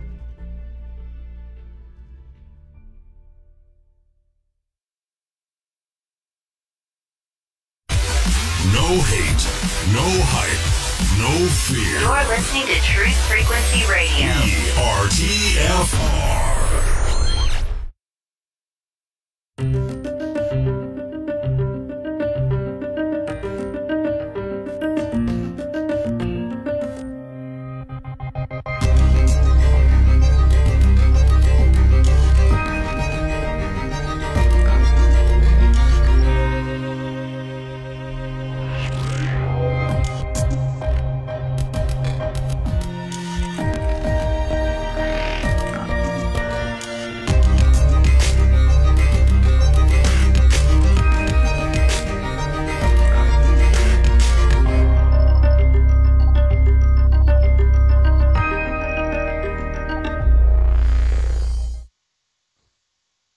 Welcome back. You're listening to Jeranism Monday Night Raw. I was just going through the Twitter feed there, and I saw somebody posted a image of the TV up in a jail cell with the boys all sitting around on the floor in the jail with a guard, and it says, "Breaking news on the TV, Thailand, boys reunited with families." It's an excellent drawing. Excellent cartoon. Probably closer to the truth than most people would like to believe. Let's go back to the phones. Let's see, we're talking to Josh, if I can find the correct tab. There it is. Josh, you still with us? Hello, are you with us? Am I on? Hey, yes, I'm there. Oh, sorry. Wasn't sure. Yeah, no. I was going to say, so you're talking FOIA thing. FOIA, yeah. Yeah, and I just think that, hey, if there's any lawyer out there that's listening, I'm like, we need to go after these people. I mean, that's not okay that they can just, say, no, we didn't get your money, but then they're going to take it. Well, no, that's not truly it, because, okay, so the problem is, according to, and this is what I'm making the videos almost done, but in the phone call you'll hear that the money is sitting there, and I don't know how credit cards work. I don't know if they have to accept it or something, but the money is sitting in pending. And when I talked to the girl on the phone from the credit card company, she said the money is sitting there for them to take. They have not accepted the money yet. So I said, okay, well, they're telling me that I haven't paid. And they said, well, they need to accept the money. So I don't know if that's how it works or why my credit card company is saying that. It's just been sitting in pending since June the 12th. And I keep telling NASA that. NASA, the money's there for you. And they keep saying, well, we don't see it. We see no payment. So as of today, they responded back and said they're closing the case again. They've already done this 3 times inappropriately for each time. But it says, figure out a way to get us the money and we'll reopen the case. So it's like, okay, well, then I guess, do I need to cancel the payment and resubmit it? So I'm going to try that after the show. I'll basically call my credit card company, tell them to cancel the payment, which I guess is sitting in pending, and then try and pay it again. Now, I'm guessing the same thing will happen. But I don't know. It certainly seems to me that they are just delaying.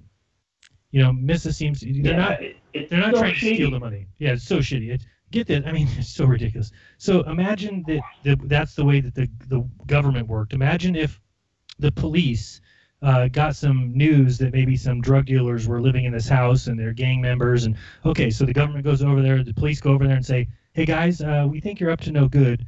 Can we please see all your financial records and your closed circuit TV footage? And then the gang member said, sure, give us $150. That's how much it'll cost to reproduce that stuff. And then come back in a week. So then the police come back in a week and they say, okay, it's going to be, now we look at it, it's actually $350 and give us 2 more months. And the police said, okay, we'll come back in 2 months. I mean, would we ever catch a criminal? I mean, the whole idea of the Freedom of Information Act is absolutely what allows these criminals to continue. That we are telling them what we want to look at. So NASA, I don't trust that because really, if you ask me deep down inside what did happen on that spacewalk, I don't think any spacewalk happened. I think what they did is they needed to do some golf stunt for this Canadian golf company, so they pretended like they did a spacewalk, but only showed people the golf stunt. Well, the reason why is I think they only did the golf stunt. So I don't think there is a spacewalk that ever happened on that day. That's kind of why I'm going after it, because every other spacewalk I've ever seen in my life, I could find some footage of somewhere, somehow. And this one, they showed that that footage of the golf thing. It looked like a different ISS to me. I said, I've never seen this. It's such a tiny portion of it. They hit this golf ball and then they're like, okay, we're done.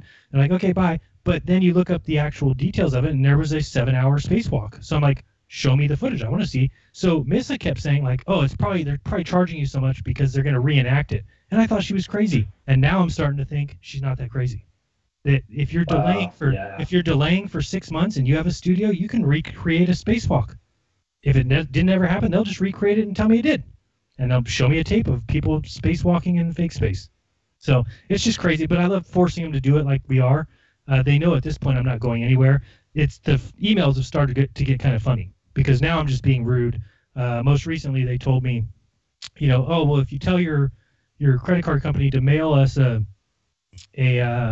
statement saying that you paid, and I said no, the statement will say it's on, it's in limbo or whatever you want to call it, the transaction's on hold, and but then I told the lady, I said, and when you say things like that, you have to follow that with it, and if you do, mail it to this address. It's like everything they say requires me to email them back and say, okay, if I do send it to you, what address do I send it to? It's like every single thing is a problem. Like she'll just say, oh, you need to deal with somebody at the NSCC, end of email. Like usually people follow that up with, and their email address is this, or the person's name that you want to contact is this at this phone number.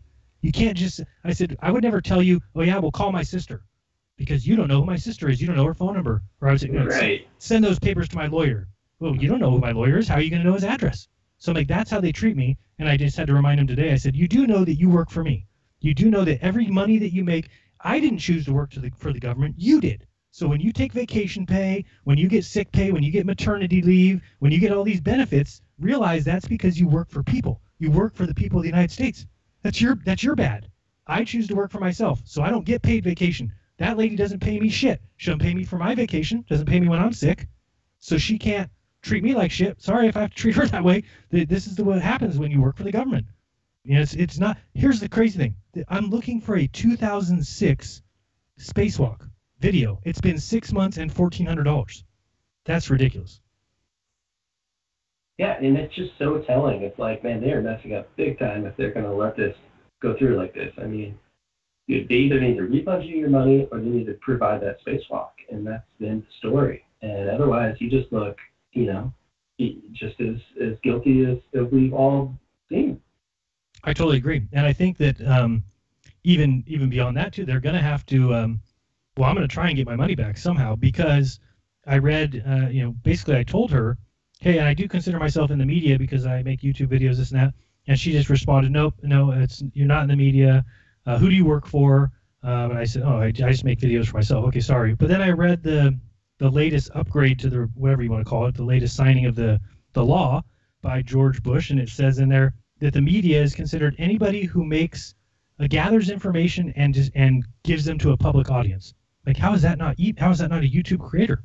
So I'm like, I think that they're just charged when it shouldn't be a fee on me. Now, I do agree, if you're asking for something that's out of the ordinary, if you're asking for something from a public entity that's going to cost them money to go do, then I understand you have to charge a person for that. But in this case, it's not my fault that NASA doesn't keep digital copies of spacewalks from 2006. I'm not asking for a 1930s underground film that, is taped on a... Right.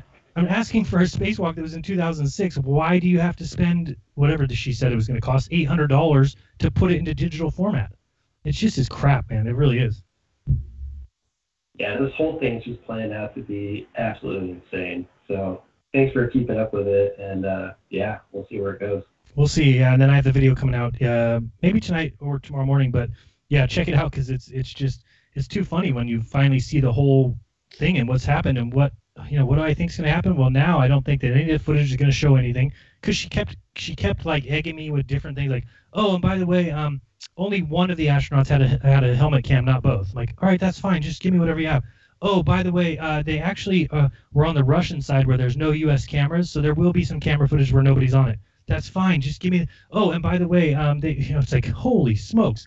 By the end of it, they'll give me a tape of some acting astronauts for 2 hours out on a fake thing, and they'll call that the spacewalk, and that'll be all that I get for $1,400. You watch. Jeez, yeah, it's crazy, man. Well, thanks for taking my call, and keep up the good work, guys.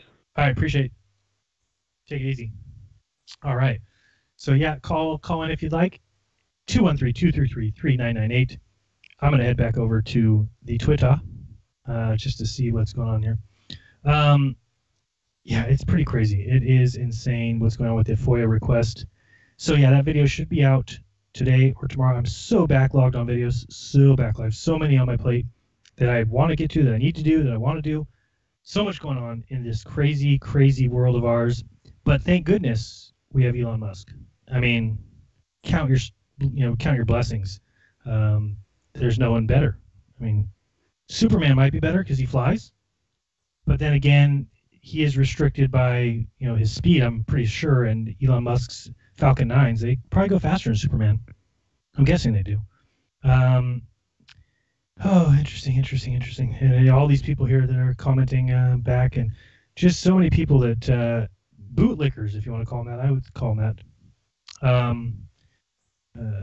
Oh, great. Here's somebody who says, sweet, I would like to go for a cruise in that submarine. No, you would not. Please, you would not. Oh, boy. All right. So, anyway, what else is new in the world besides this Elon Musk nonsense? I do want to find out how far along they are. Did they use this little submarine? But maybe we can talk about that next week, because thank goodness Bat Boy is on his way, or is already there in the cave taking care of everybody. Thank goodness. We were actually going to listen to a debate tonight, and we didn't even get to that part. Maybe we can listen to that for a second while I do some searches, figure out exactly what's going on, the up-to-the-minute news of the Thailand rescue. I did chat with Nick, who is Phuket Word, one of my favorite YouTube creators. He lives in Thailand, and in Dave Weiss' live feed today, I said, hey, Nick, is the cave real news? And he responded, yes, real news. So I said, okay, just asking. So, but again, this is what they do, is if there was a rescue operation going on in Merced, we saw a bunch of cars going there, and our neighbors say we got to go down there, or our baby's best friend's nephew is inside there, then it makes it feel very real to us. And we might say, oh, no, that's real. If you ask me, oh, no, Merced, that's real, because children are stuck in that cave. But again, they're very good at that. They've done it for so long. They know how to get people involved, and they understand humans, whether people get this or not. I always use the same example over and over again, but I really was at the 89 earthquake game, San Francisco Giants versus the Oakland A's. Went with my father, and my brother and my dad's friend.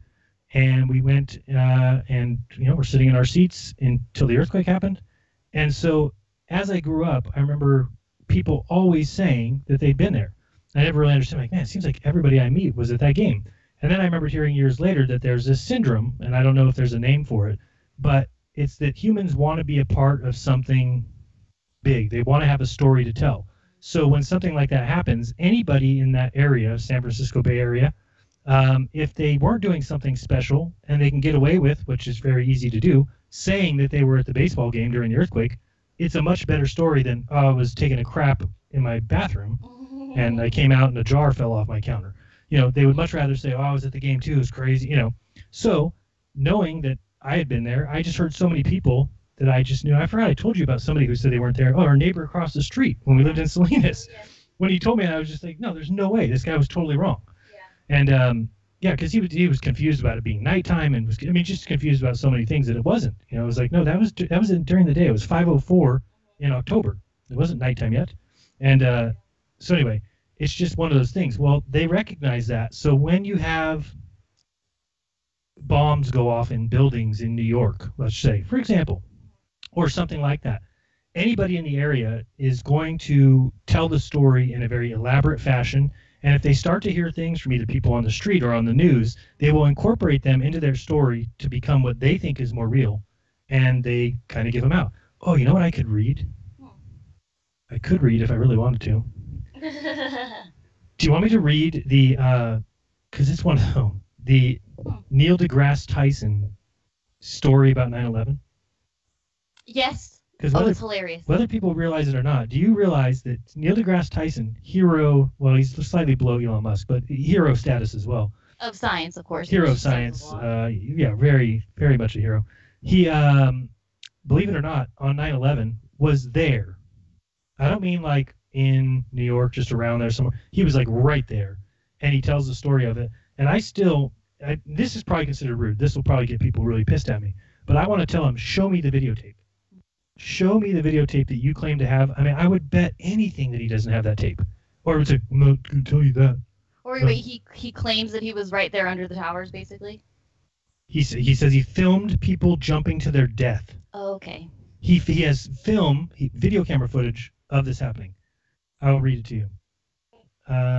This says, The Horror of the Horror, September 12th, 2001, in the read section. I guess it's of his title. By the way, I'm reading from haydenplanetarium.org/Tyson/read/2001/09-12/the horror. Okay. And it says, first-hand account of the World Trade Center attacks and subsequent evacuation from Lower Manhattan residents.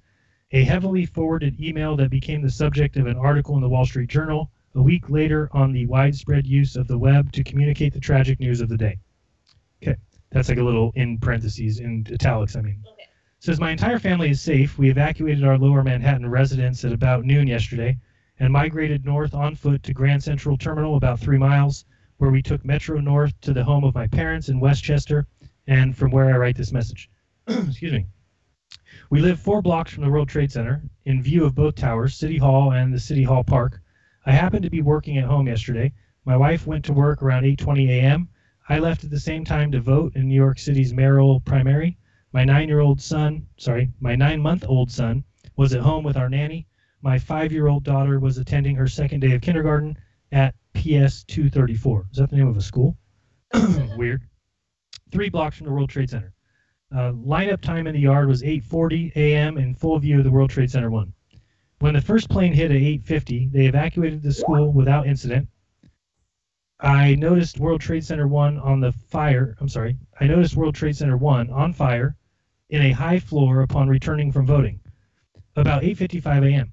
So he didn't hear anything, which is crazy because he's only 4 blocks away. So far, it's just basically going along with the events of the day, not so much that he saw anything different, basically. I know. He's saying that he heard. I mean, he didn't hear it. He just said when the first plane hit at 8:50, they evacuated the school without incident. I noticed World Trade Center 1 on fire in a high floor upon returning from voting. So, okay, so maybe voting somewhere else. I don't know. He's coming home. He notices that the building's on fire. About 8:55 a.m. Large crowds of onlookers were gathering along the base at City Hall Park as countless fire engines, police cars, and ambulances screamed past. I went home, grabbed my camcorder, went out to the street, and started filming. I consider myself to be emotionally strong. What I bore witness to, however, was especially upsetting, with indelible images of horror that will not soon leave my mind. I see World Trade Center 1 on fire at a high floor, not just flames coming out of some windows, but 4 or 5 entire floors on fire, with smoke penetrating floors higher. Upsetting enough, but then, among the papers and melted steel fragments fluttering to the ground, I noticed that some debris was falling distinctly differently. These weren't parts of the building that were falling. These were people, jumping from the windows, their bodies tumbling in rapid descent. From the 80th floor, I noticed about 10 such falls, morbidly capturing 3 of them on tape. Okay. All right. Where's that videotape? It's just... excuse me, I just get something to drink real quick. Okay. That, I mean, to me, I mean, it is weird that he wrote this the day after, and I'm not sure if the whole suicidal jumpers was a big thing that soon, so that's kind of interesting. But maybe it was a big thing right off the bat. I don't know.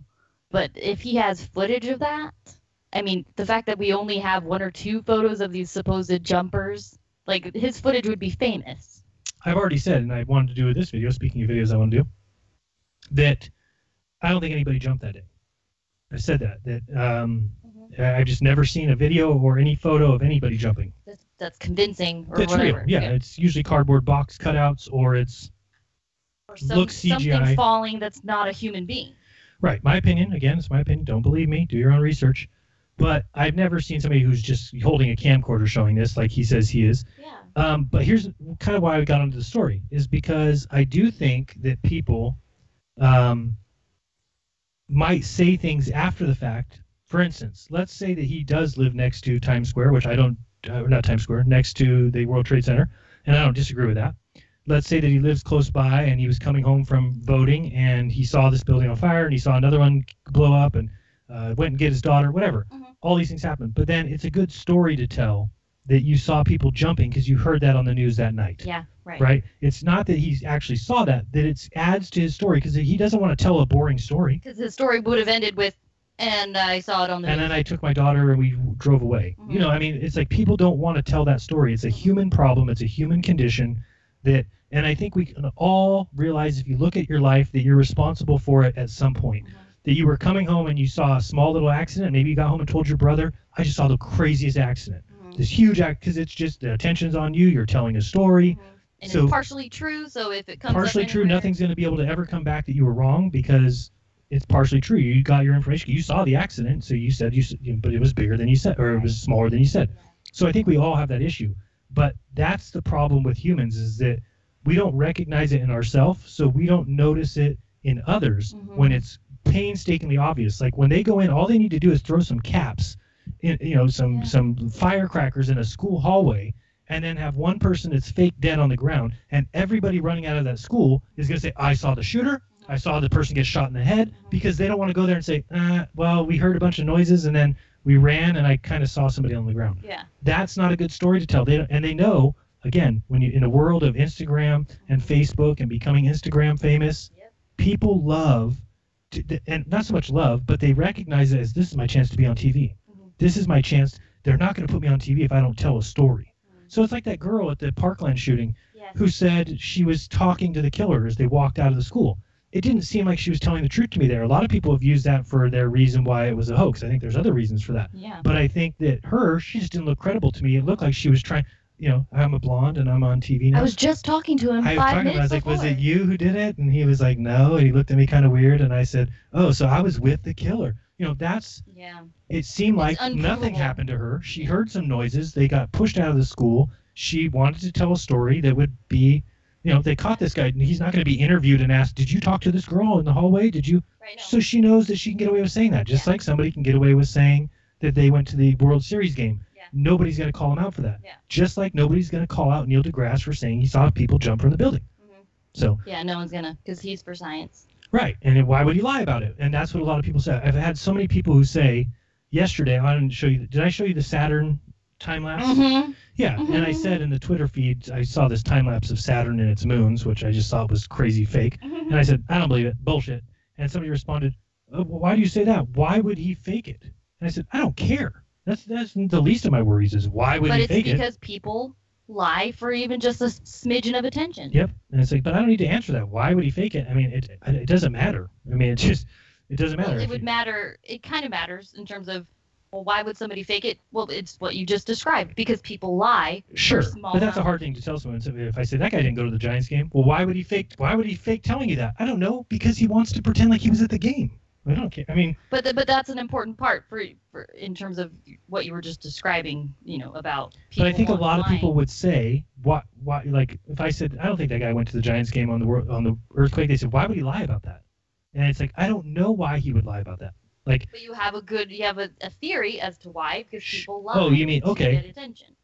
Yeah, I guess they lie to get Basically attention. what you Besides, they're not even getting attention. They're kind of like, it's for their own reason. I don't know. It's just I don't know how to explain it. It's I see not. what you're saying. Yeah, it's kind of like I can't tell you why they said that lie. It's because they want to feel important for that split second. I don't know. I mean, it's just weird. It's and I'm not saying I'm not guilty of it, because I'm sure many times before I've embellished something that I've done or said this happened when it's a little slightly less than that. And you have to ask yourself, why do we do that? Well, it is like an attention thing. It's like what you're about to say isn't as important as you wish it was. Interesting. Right. Yeah. So you kind of make it bigger than it is. I don't know. It's just I think it happens to a lot of people, and I think we need to remember that and realize that in bigger situations, those lies get bigger, and they Possibly the Thai children getting stuck in a cave. It gets Elon Musk and Right. the submarine. And that's what I mean is that then this is what kind of got us on the whole thing. The fact that Phuket Word Nick is in Thailand, that to him it's a big event. Everybody is going to the caves to see. So to him it's no, it's real news. Because it's just part. I'm not saying that he's part of it. You don't have to be part of it. But what happens is sometimes imagine that the World Series game was fake or something about it was faked. Well, then the people who have thrown their name in there by saying, well, I was there, it becomes a problem. Yeah. And we've seen people who've come forward who said they were in the buildings at 9/11 that have admitted after they weren't in the buildings. We've had people who have told people that their families, that they were husband or wife with somebody that died in there, and they've gone years with collecting donations. They've been the head of foundations. Come to find out, they didn't have anybody they knew. That one girl that was the big chick. She ended up being like a scammer from down in South America. Yeah. And went for years as the head of the organization for people who lost their families at 9/11. And she just basically said she did it for attention. I mean, it's just people who have a screw loose or something. But I think we don't recognize that those things must increase as events get bigger and bigger and bigger, not decrease. It's not like the bigger the event, the less people who lie about it. The bigger the event, the more people who are going to lie about it. And when the news puts out information about it, people pick that up and say, I'm safe. I'm safe to say the things that news is saying.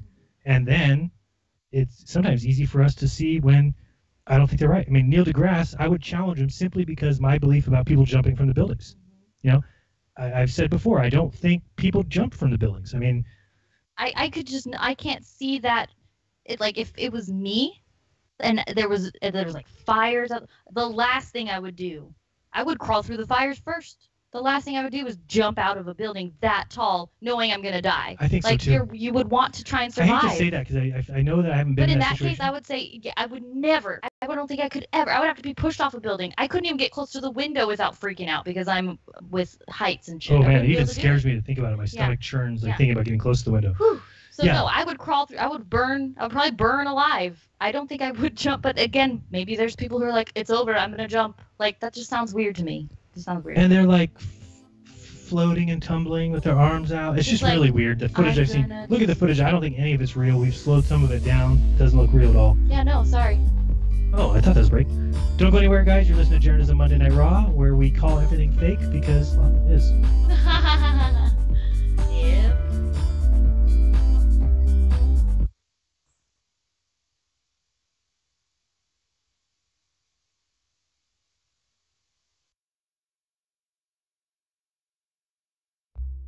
Censorship and regulation is becoming an ever-growing problem in today's modern media. From the mainstream to YouTube and Google, the information you're looking for is buried by official narratives and propaganda. This is why TFR is 100% uncensored, unregulated, and listener-supported. The shows on TFR are not micromanaged by the station, and our hosts are free to speak their minds however they please. As such, the views and opinions expressed on our station are of those who make them. If you happen to hear anything offensive on TFR, please send us an email to toughtitty@tfrlive.com, and we'll be happy to tell you that we really don't give a damn. We stand for freedom of speech and non-censorship. If you also stand for free speech, you can go to tfrlive.com/signup and sign up for a TFR supporter pass and help us in our mission to keep the airwaves uncensored and unregulated. TFR Live, your uncensored and unregulated protection from deception. Special report, Supreme Court nominee. President Trump has announced his pick for the U.S. Supreme Court. Brett Kavanaugh has served on the D.C. Court of Appeals for a dozen years, handling a wide range of cases. Before that, he was a law clerk for retiring Justice Anthony Kennedy. He served in the Bush administration and worked with Kenneth Starr on the impeachment investigation of President Bill Clinton. But while Kavanaugh's rulings have been reliably conservative, they've recently come under fire for not being conservative enough. He rejected 2 constitutional challenges to Obamacare, and in a recent case where an immigrant teenager wanted to get an abortion, he didn't go as far as a fellow justice who said the teen didn't have the right to get an abortion. Jerry Bodlander, Washington. The 53-year-old Kavanaugh says he is humbled and deeply honored to have been selected. Kavanaugh adds that if he's confirmed, he will keep an open mind in every case and always strive to preserve the U.S. Constitution and the American rule of law. I'm Ann Cates. Efforts are resumed to rescue 4 boys and their soccer coach still trapped in a cave in Thailand. Correspondent Arwa Damon says it is a dangerous operation. This is an incredibly precarious journey for all those who are involved. These boys, many of whom don't know how to swim, are wearing these full face masks, and then these 2 divers are escorting them in these very difficult circumstances through murky water where you can barely even see a foot in front of you. Leaders of the Texas church where 26 people were shot and killed have itemized donations. Correspondent Clayton Neville. Pastor Frank Pomeroy says the church has received $2.9 million in donations since the November massacre. He says $840,000 was designated for victim relief, $2 million wasn't designated by donors, and the remaining $130,000 was donated for a memorial, funerals, and a food pantry. On Wall Street, the Dow rose 320 points. I'm Ann Cates.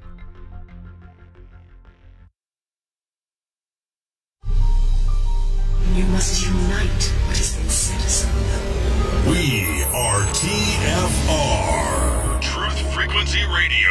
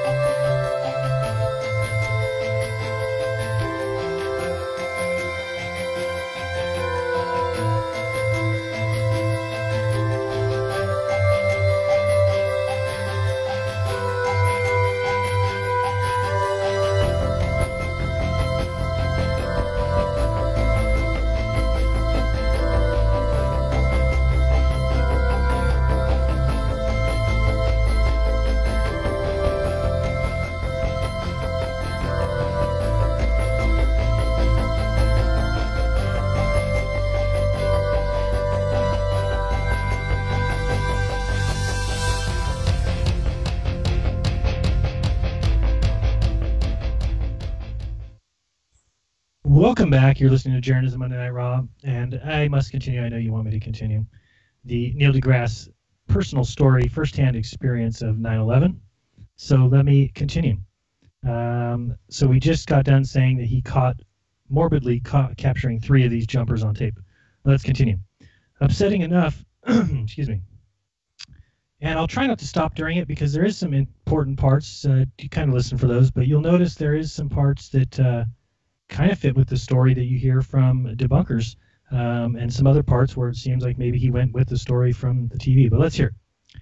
Upsetting enough, but then a fiery explosion burst forth from a corner of World Trade Center 2 about 2/3 of the way up, perhaps the 60th floor.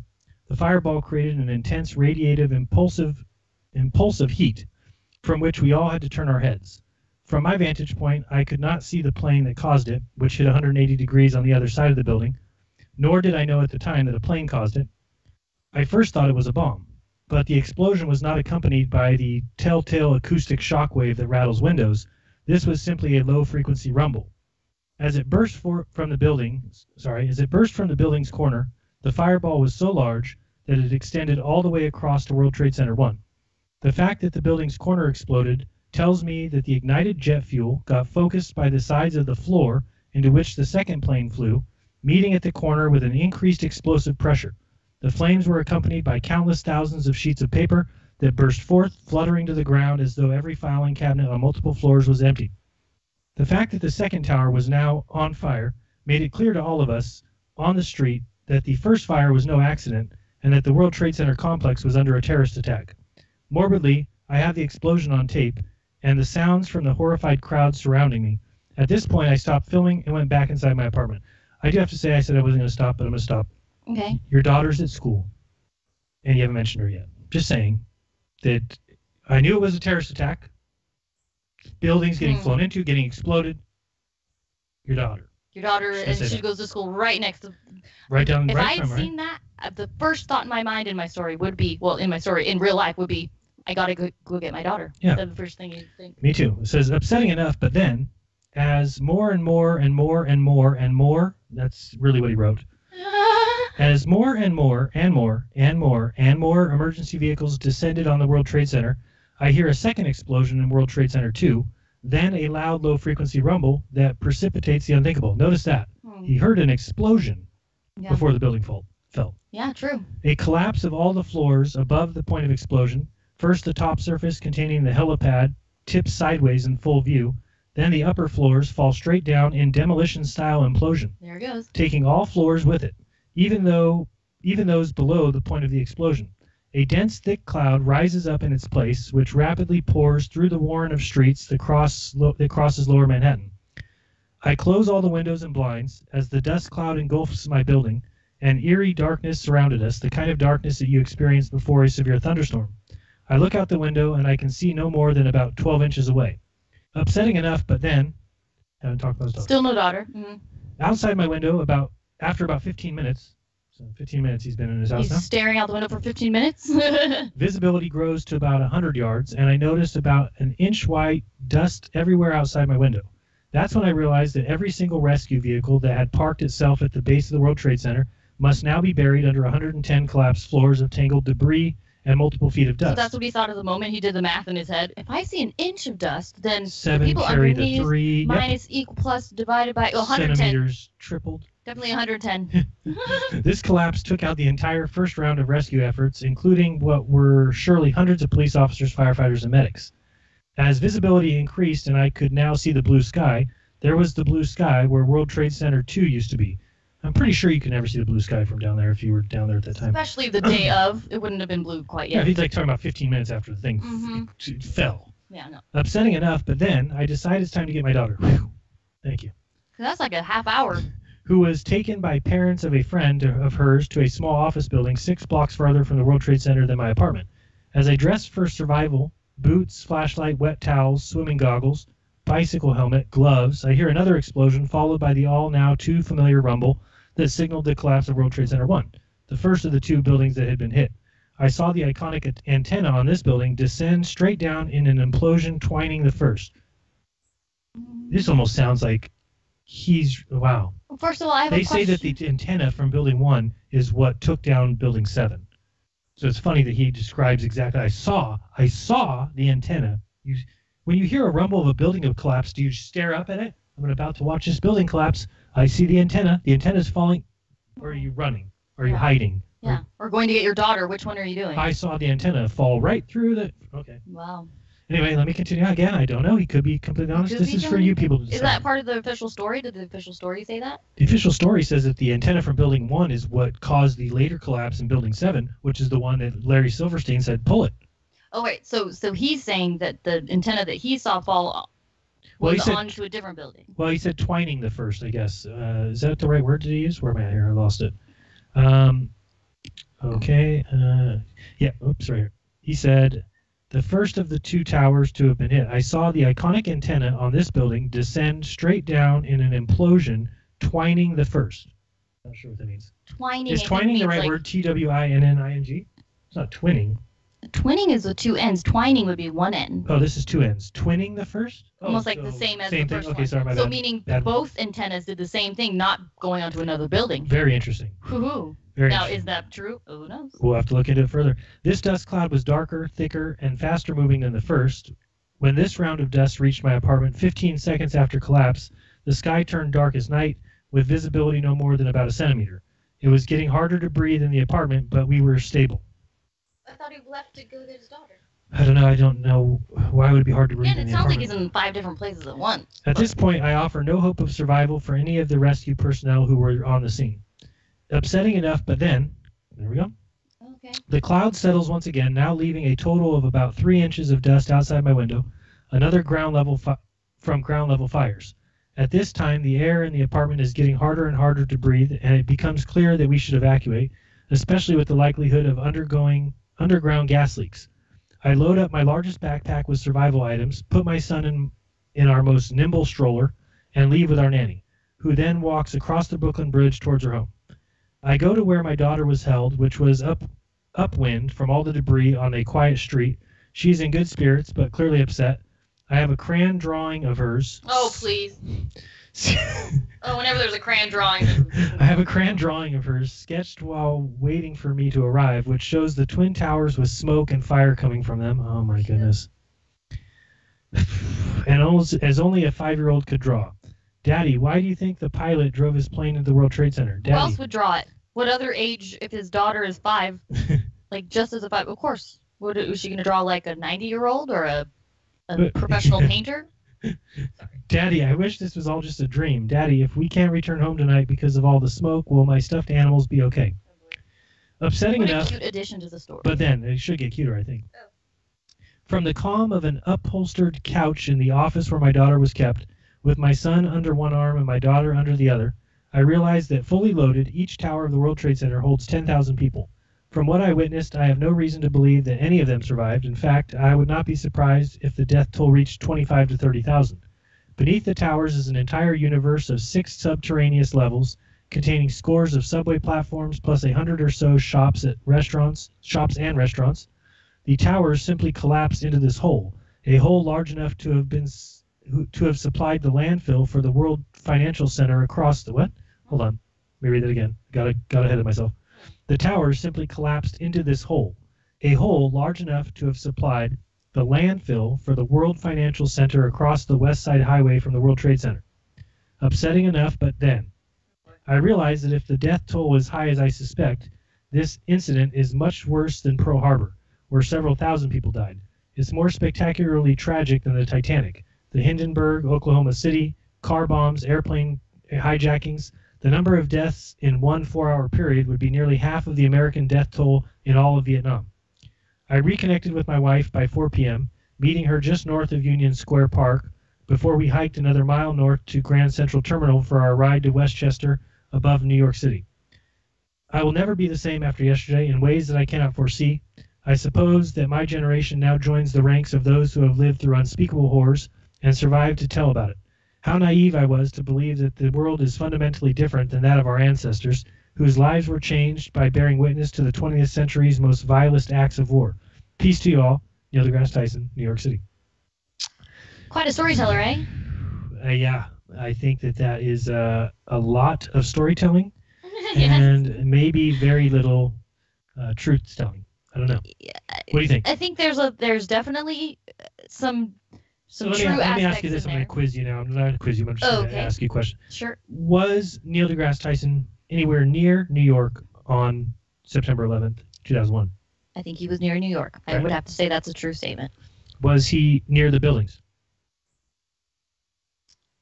I think he was not. I think he was no. I would have to say he was close enough to see something around them. Yeah, maybe not right next door the way he described it, but Right. Yeah, But, I I don't, mean, and I his don't know where he apartment- lives. I'm sure he lives close by. that could be proven pretty Right. easily. Where does he live? Pretty you easily. know? So I would have to assume that his apartment does look at the.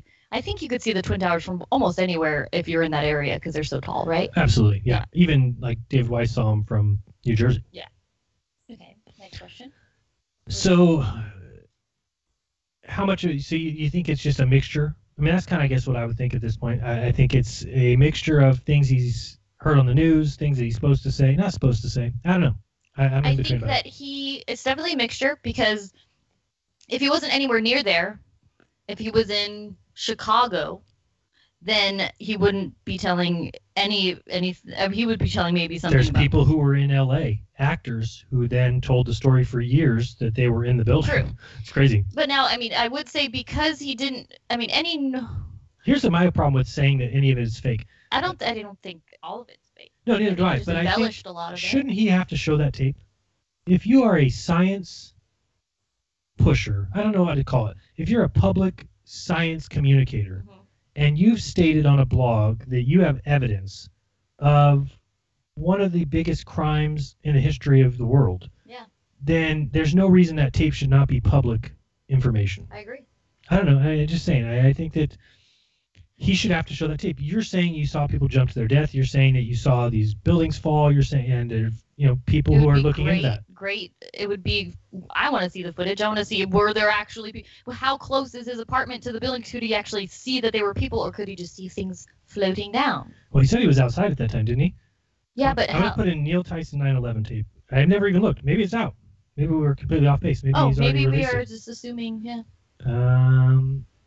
I don't see a tape. Let me see videos. Neil deGrasse Tyson 9/11 tape. Maybe it's like people falling or jumpers or something. He might have put it as. I think somebody would have. He does not have. He's not showing it. Where was that? Oh. It's a bunch of him on interviews. What is the most astounding fact you can share with us about the universe? Oh, great tape, great. The most astounding fact. What is it? What is it? The most astounding fact is the knowledge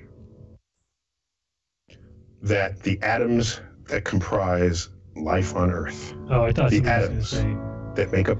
when he talks about something that's so fundamentally true. Oh, that you don't I have worked a. really hard at this. Yeah, I've worked really hard. You have no idea how hard I've worked. I don't know why that would come up when I looked up his 9/11 tape. I don't know. I don't see anything. Nothing of any no jumper, no nothing. Huh? This is just a bunch of interviews with him. Don't see anything about 9/11. A lot of people probably ask him about it.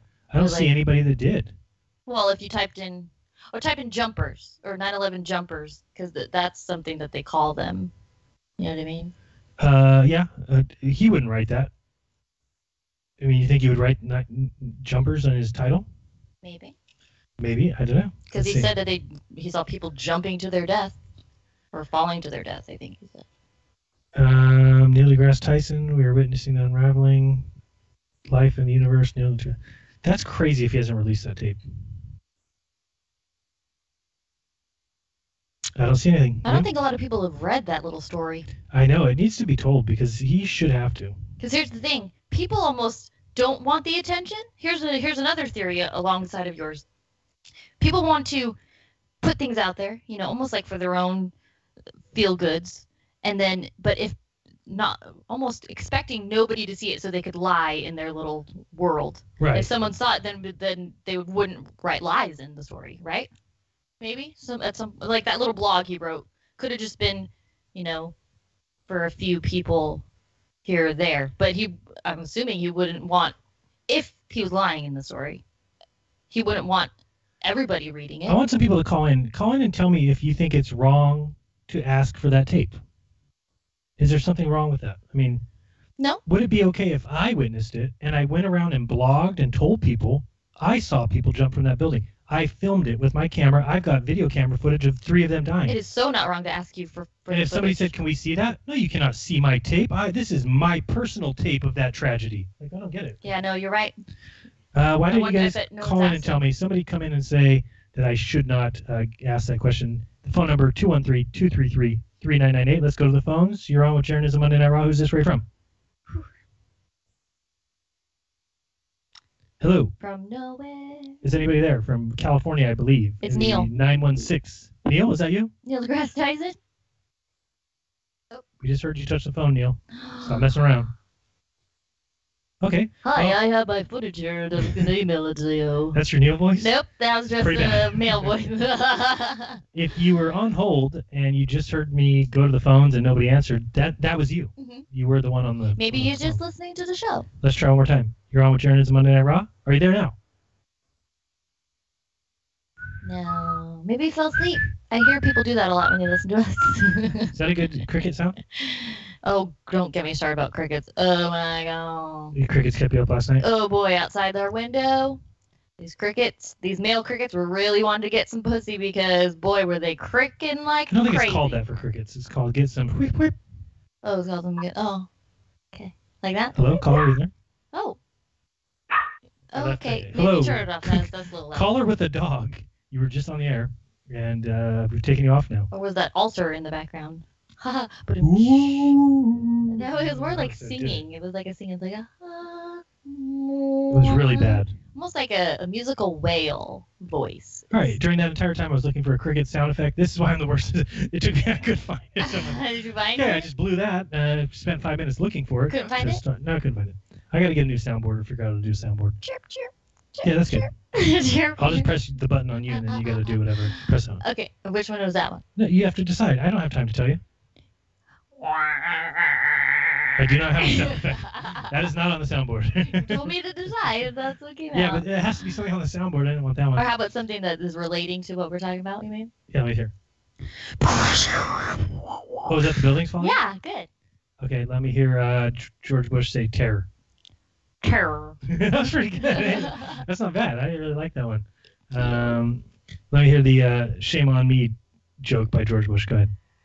Fool me once, shame on me. Shame on you. You're so much fun. On the second time that they fool you.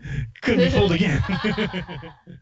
Oh, that's too funny. Yeah, anyway, anyone who has a contact Maybe someone with... else has the footage. Someone knows where to find it. I don't think... I mean, I'm actually picturing now, I'm envisioning me making a video saying, here's Neil deGrasse Tyson's story. He has this video. Neil, can you show us the tape? We try emailing him first. You know what? I've tried before. He does not respond to my If I emails. was him and I was writing my story, I would have a link to my footage that I uploaded with my blog. Maybe not the day after. Maybe... Yeah, probably. Maybe. Why not? It would get erased or lost it after that. I moved. Here's my almost guarantee. Okay. He lost it. Oh, one of those moves. Yep. He, in a move shortly after that, it was the discombobulation. Oh, no. He needed to record his daughter's birthday, and he's like, I'll take this footage, record over it. Right. You're absolutely right. Do No, it like they not do his in daughter's NASA. birthday. He had to record the mailman coming to the front door, and you taped over it.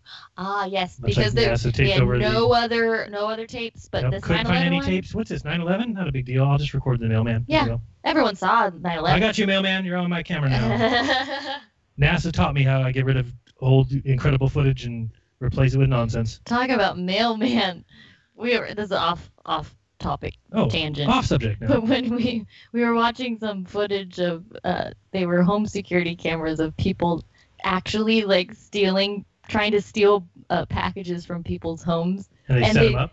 Yeah, or they slip and fall and like Yeah. break their legs when they're Pretty funny. just like caught on camera. It's like, wow. Talk There's about people who instant live. karma. There's people who live on busy streets who it happens all the time to. So now they just put out boxes with like fake, like traps in them where they explode when the people come up And there. they run away all scared. Yeah, and they just record it every day. And there's somebody like wandering up, looking So around, grab the box, and then it like blows up. Yeah. Let's see if anybody has to call. There might be nobody listening. I wouldn't doubt it. There's definitely the sugar bushes. Possibly not. You're on again with Jeranism Monday Night Raw. Is your dog there? Does he want to talk?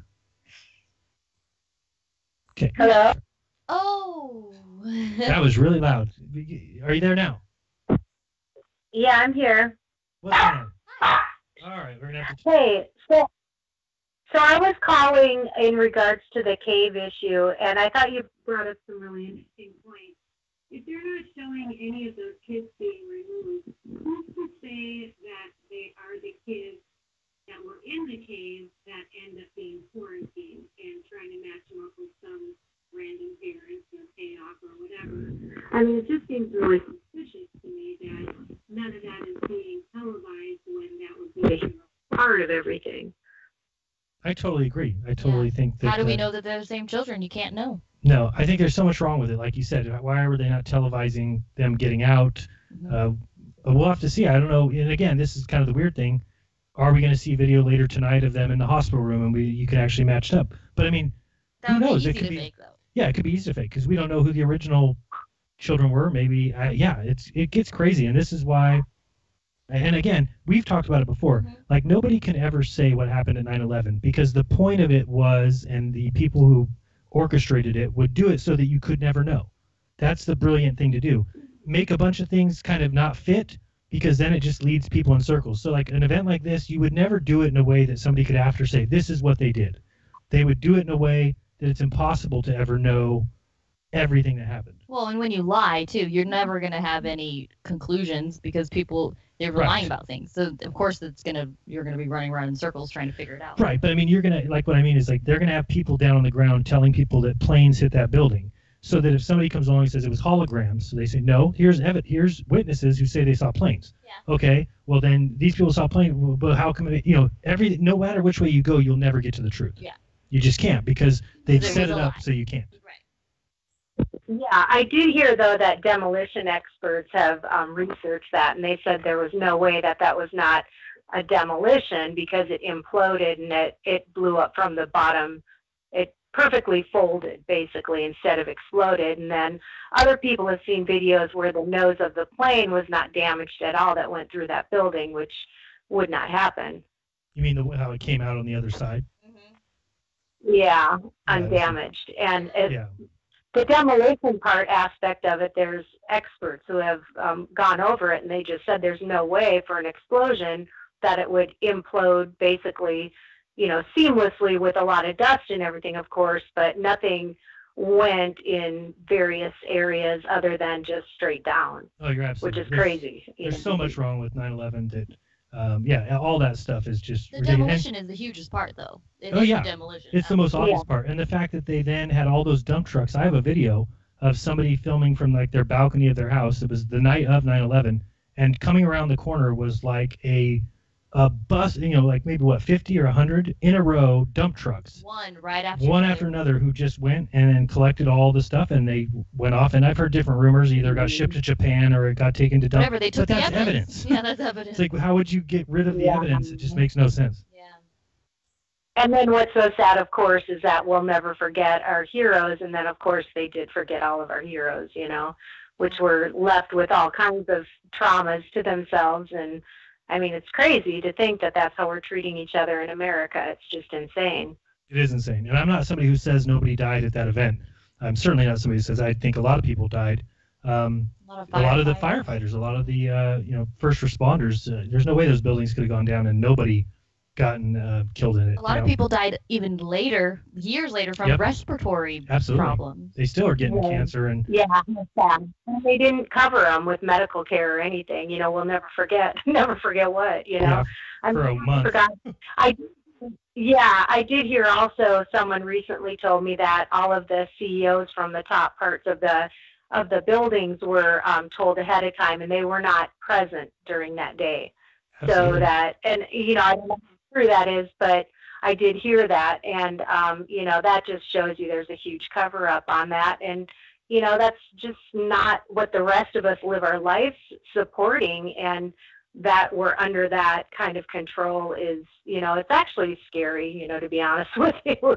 It's like we're just normal people trying to do good things, And they don't. But I just thought they don't. They just care about power and greed and whatnot. If you want to hear, I wanted to say good.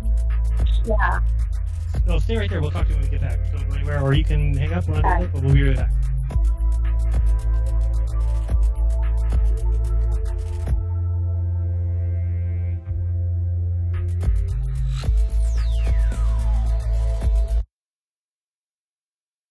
This is Elizabeth McCabe, aka Lucky One of Truth Frequency News. I wanted to tell you all about Extendivite from HeartDrop.com. Y'all know I check everything before I air it.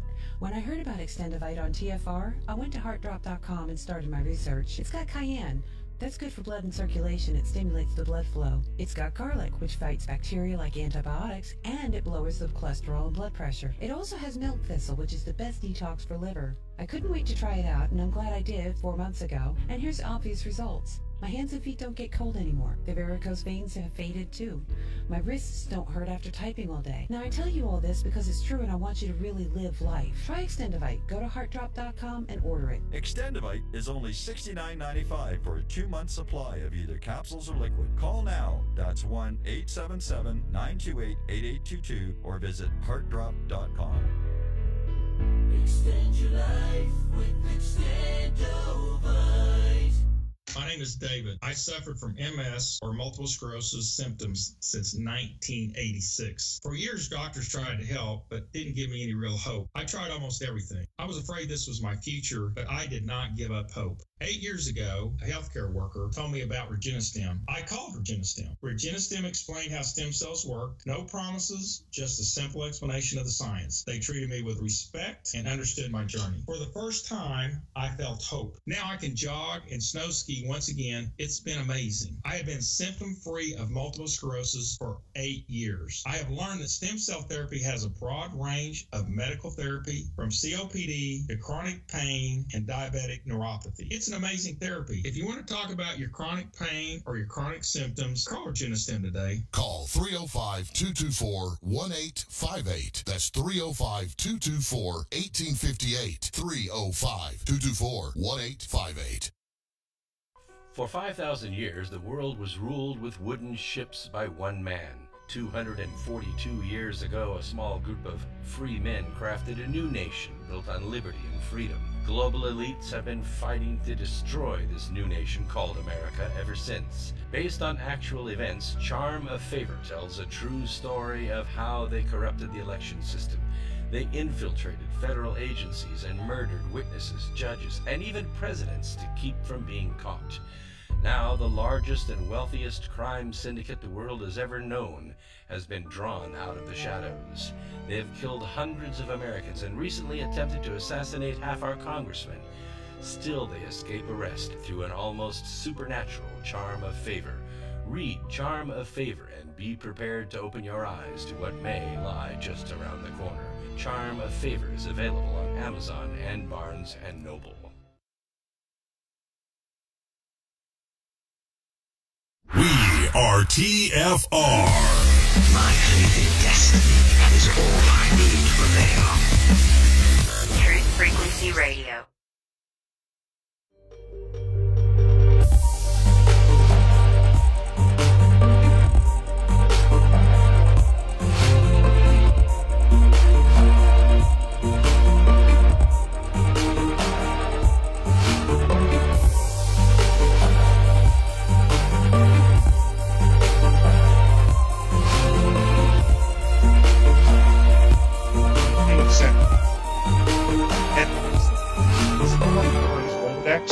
So I could have helped him out here, you know.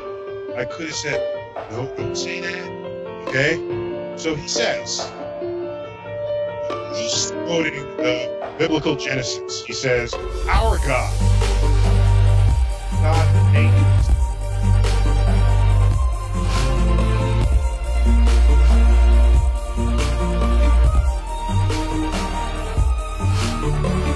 Welcome back.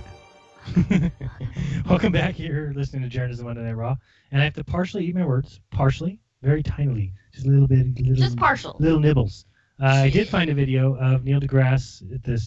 The video is called Neil deGrasse Tyson: Adventures of an Astrophysicist, and then in brackets 6-11 end bracket. And in that video, he is showing pictures. His pictures, a few. He has like 4 pictures of he supposedly took on 9/11. One of them is from the side of the building where the nose comes through. It's the nose of the airplane is on the other side of the steel building. And then the picture after that is of it collapsing? I don't know. From This the is same the angle? space in between here. I don't know, but I don't know if he mentions the jumpers, though. I didn't hear him mention it. We were just listening during the break. So we did not hear him mention it. I don't see any other pictures throughout the video, He so should, check that out. if that is part of his story, it would be probably the biggest part of my story, and I would have mentioned it and showed my footage of it. If he's talking about 9/11, don't you think? Yes. Sorry, I was just And looking at something that was interesting. absence of Muslim That was just weird. Looking at a little picture down there, I was making a little thing disappear. See it? Oh, yeah. Oh, weird. It doesn't look like he's moving. He's moving. Oh. In the moonwalk. In the moonwalk. So anyway, I still haven't seen the video, and I will look for it, but it's not fair for me to say that he has not shown it because I don't know. So if he has not shown the video, I think he should have to show it. Let's go back to the phones before we forget our listener who was holding. But I was going to say to you, caller, before, if you want to check out a very cool video by an awesome video creator, it's called something about Trump and Silverstein, 9/11. But if you just look at Jeranism Silverstein, you'll actually hear the guy who is the owner of those buildings. First of all, he announces that there's going to be new buildings built, and he does that in 2000, before the buildings have even gone down. He's talking about the next buildings. And also he claims that he is, every single day, he's at the towers on the windows, whatever it's called, the restaurant at the top of the Trade Center. Every day he's there at 9 o'clock for a breakfast meeting. And this one particular day, he had to go to some doctor's appointment. And also on that one particular day, his daughter and his son, both who are there every day with him, also were running late. So none of the three of them were there, or else they all would have died. And oh, by the way, he collected a total of something, I forgot if it's 4 or 6 or $7 billion from that event. So watch that So video. check that video out. Yeah. Yeah, no doubt. Kind of crazy. If you want to hear something really interesting about Trump, you should really look into, it's called Byron Trumps, and it's from 124 years ago. And the author is Ingalls Lockwood, and he wrote of the last president. He has a few books, but it's super interesting. It goes back 124 years, and Byron, of course, being his son's name, and then his mentor in the book is Don, and his EPA director is named Pence. And it's pretty interesting because it's really interesting. You can find it in the Library of Congress. There's like 13 copies in the world because he was kind of an unknown. It's 124 years ago it was written. And they actually, their oasis, if you will, is in a second level of Russia. Now it's just super interesting because he's like the underdog of winning presidency, and everyone's up in arms. And what's really fascinating is that the Trump Palace is actually where Trump Tower is in his book. So it's this whole kind of interesting kind of. And what's the name of the book it's just something that. So the one that there's a few of them that he wrote 3, and the last president is it was written in or published in 1900, and then he's got one in 1989, and they're all with this Byron Trump is his name, and then his mentor in all of them is Don, and it's just fascinating. You'll go down the rabbit. Yeah, you should. It's kind of interesting when you mentioned. And all that. Yeah. It's a rabbit hole for sure. You don't yeah, okay, all right, cool. But as far as 9/11 and all of that, I just think you guys are doing the good fight, and with the cave and everything, and I give kudos to you for even mentioning, the things that could possibly be happening that, all the mainstream media wants to put a kibosh on and just get everyone following in one direction, because it's super important if that is happening to children. I know in the Irish, the years of the Irish coming over here and everything, one of the main reasons was because all the royalty in the King's Day, they'd go to these small towns and they'd take all the children. And, for whatever use or whatnot, that really could be happening over there. It could be kids that were, like you said, found out by this one guy who all suddenly he was a diver and died or whatever. But, everyone knows they were first saying all the divers would be these English, the best of the best. And all of a sudden one random guy comes up dead. And truly, it could just be that they were trafficking those kids. And I think it's really important for people to open their eyes to the fact that, there's a human beings, they're children, and people are just trying to get away with it. That's super sad. Yeah, it's definitely. So I just wanted to give you that. Appreciate the call. Yeah, we really appreciate that, and it's one of the biggest things I know for Miss and I, especially covering Hampstead, that I just don't think a lot of people know. Everybody's going crazy right now and loving World Cup soccer, and do they remember that it was just a few years ago that the sexual abuse scandal of pedophilia came out? Some hundreds and hundreds of victims that were basically all subjected to coaches or team doctors or whatever they were that were making kids do things, fellatio or whatever you want to call it. We're making them do that. And, I remember reading things that there was like 150 or 200 football clubs that were in trouble for this. And a lot of it gets swept under the rug. A lot of people get paid off. So you have to know that out of the ones we hear about, how many do we not hear about? And that's where you realize how big of a thing this is in the world. And like we've talked about before, and I think Miss and I have talked about it extensively before, that a lot of this that we think that goes on is because of generational abuse, where you do it to children at such a young age, and then they do it to their children, and it becomes something that is regular for them, and they'll also protect each other. And a lot of us just don't see it. And if it gets as high as Freemasonry or gets as high as police, then it really gets swept under the rug, and we'll never hear about it. Right. And there's so much of that stuff that goes on, and I think that it's a huge problem. It's not like, because if we hear about it a little bit, then we have to know how much more it's going on. Especially with our media being so controlled. Right. They're not investigating anything. They'll never. If it That seeps stuff will never. out into them, then it's big. Right. They're barely talking about it. Yeah, because they don't want it out, but they sometimes have to. And that's the thing about the news, is people would ask questions if something major happened and the news didn't cover it.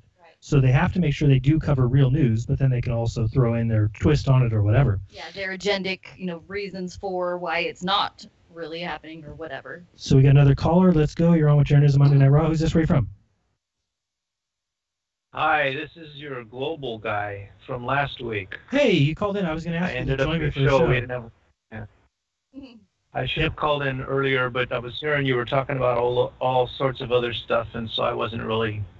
We were all over the place. That motivated to call you because I just wanted to talk to you about the globe and all. Did you? Anyway, so hold on one second, real quick. Did you hear that there's $100,000 bet that's been put out there that you can go with he's a surveyor. He wants to do a stretch of the beach in South Carolina and says $100,000. You bring $100,000 and you guys will do leapfrogging sites with a theodolite and a transit, or what's it called? Yeah, transit. Mm-hmm. And it'll be $100,000. So you could be $100,000 richer. Pretty good deal. No, I'm not interested in anything like that because I think both you and I know that there's always it's always going to be questionable because of the refraction of the air, right? And that's something that I had thought about before. You're talking about you're doing it like you were doing the Salton Sea thing a couple weeks ago. You were on air. Yeah, well, I knew that was the Salton Sea deal. Yeah. And they're just like you're saying, it's lower. It's like the lowest place, which is not a very good place to be because you're going to have a higher barometric pressure. And then again, I've not seen anybody take a barometric. Can I mention an experiment to you, and you tell me what you think about it? It's one that we are actively. Well, let me just get this out. That I haven't seen anybody take a barometric pressure while doing that stuff, or a humidity meter to see what is the humidity of the air, or something. So it's just very poorly designed in the first place. And it really, even if you see something, I agree. Nobody's going to say this is definitive. I completely agree. Okay. So it's kind of waste, but. Well, I'll just kind of mention the experiment that we're thinking of doing and have been looking into, and you tell me what would be your issues with this test if we did it. So by our house, or it's about an hour from here, there is a 3-mile straight canal. It's actually 4 miles, but we only need 3 miles of it. So what we want to do is we found a fishing line supplier, or actually it's a scientific website called Goodfellows, and they have and I don't know exactly what it's called, polyethylene thread. It's like the strongest thread they have. It weighs 3.3 grams per 1,000 meters. So the distance that we need of 3 miles of this thread, they can make in one spool, and the entire thread would weigh less than an ounce because it's 3.3 grams times the 6,000 meters we need. So that big line, they say it would hold up to a winch. We're going to winch it on one side about 6 inches off the water, take it in a boat all the way across for 3 miles, and then secure it on the other side, also 6 inches above the water. At that point, we'll winch it, and if the earth is curved, then that thread should cut a foot deep into the water in the middle. So that's, I think, will clearly show that the earth is not curved, that there is no... Or whatever it shows. Or whatever it is. I mean, if it does show that, here's one thing about it. If it cuts through that water, you can bet your last dollar, I will say, right there in front of everybody, the earth is curved, it is a ball.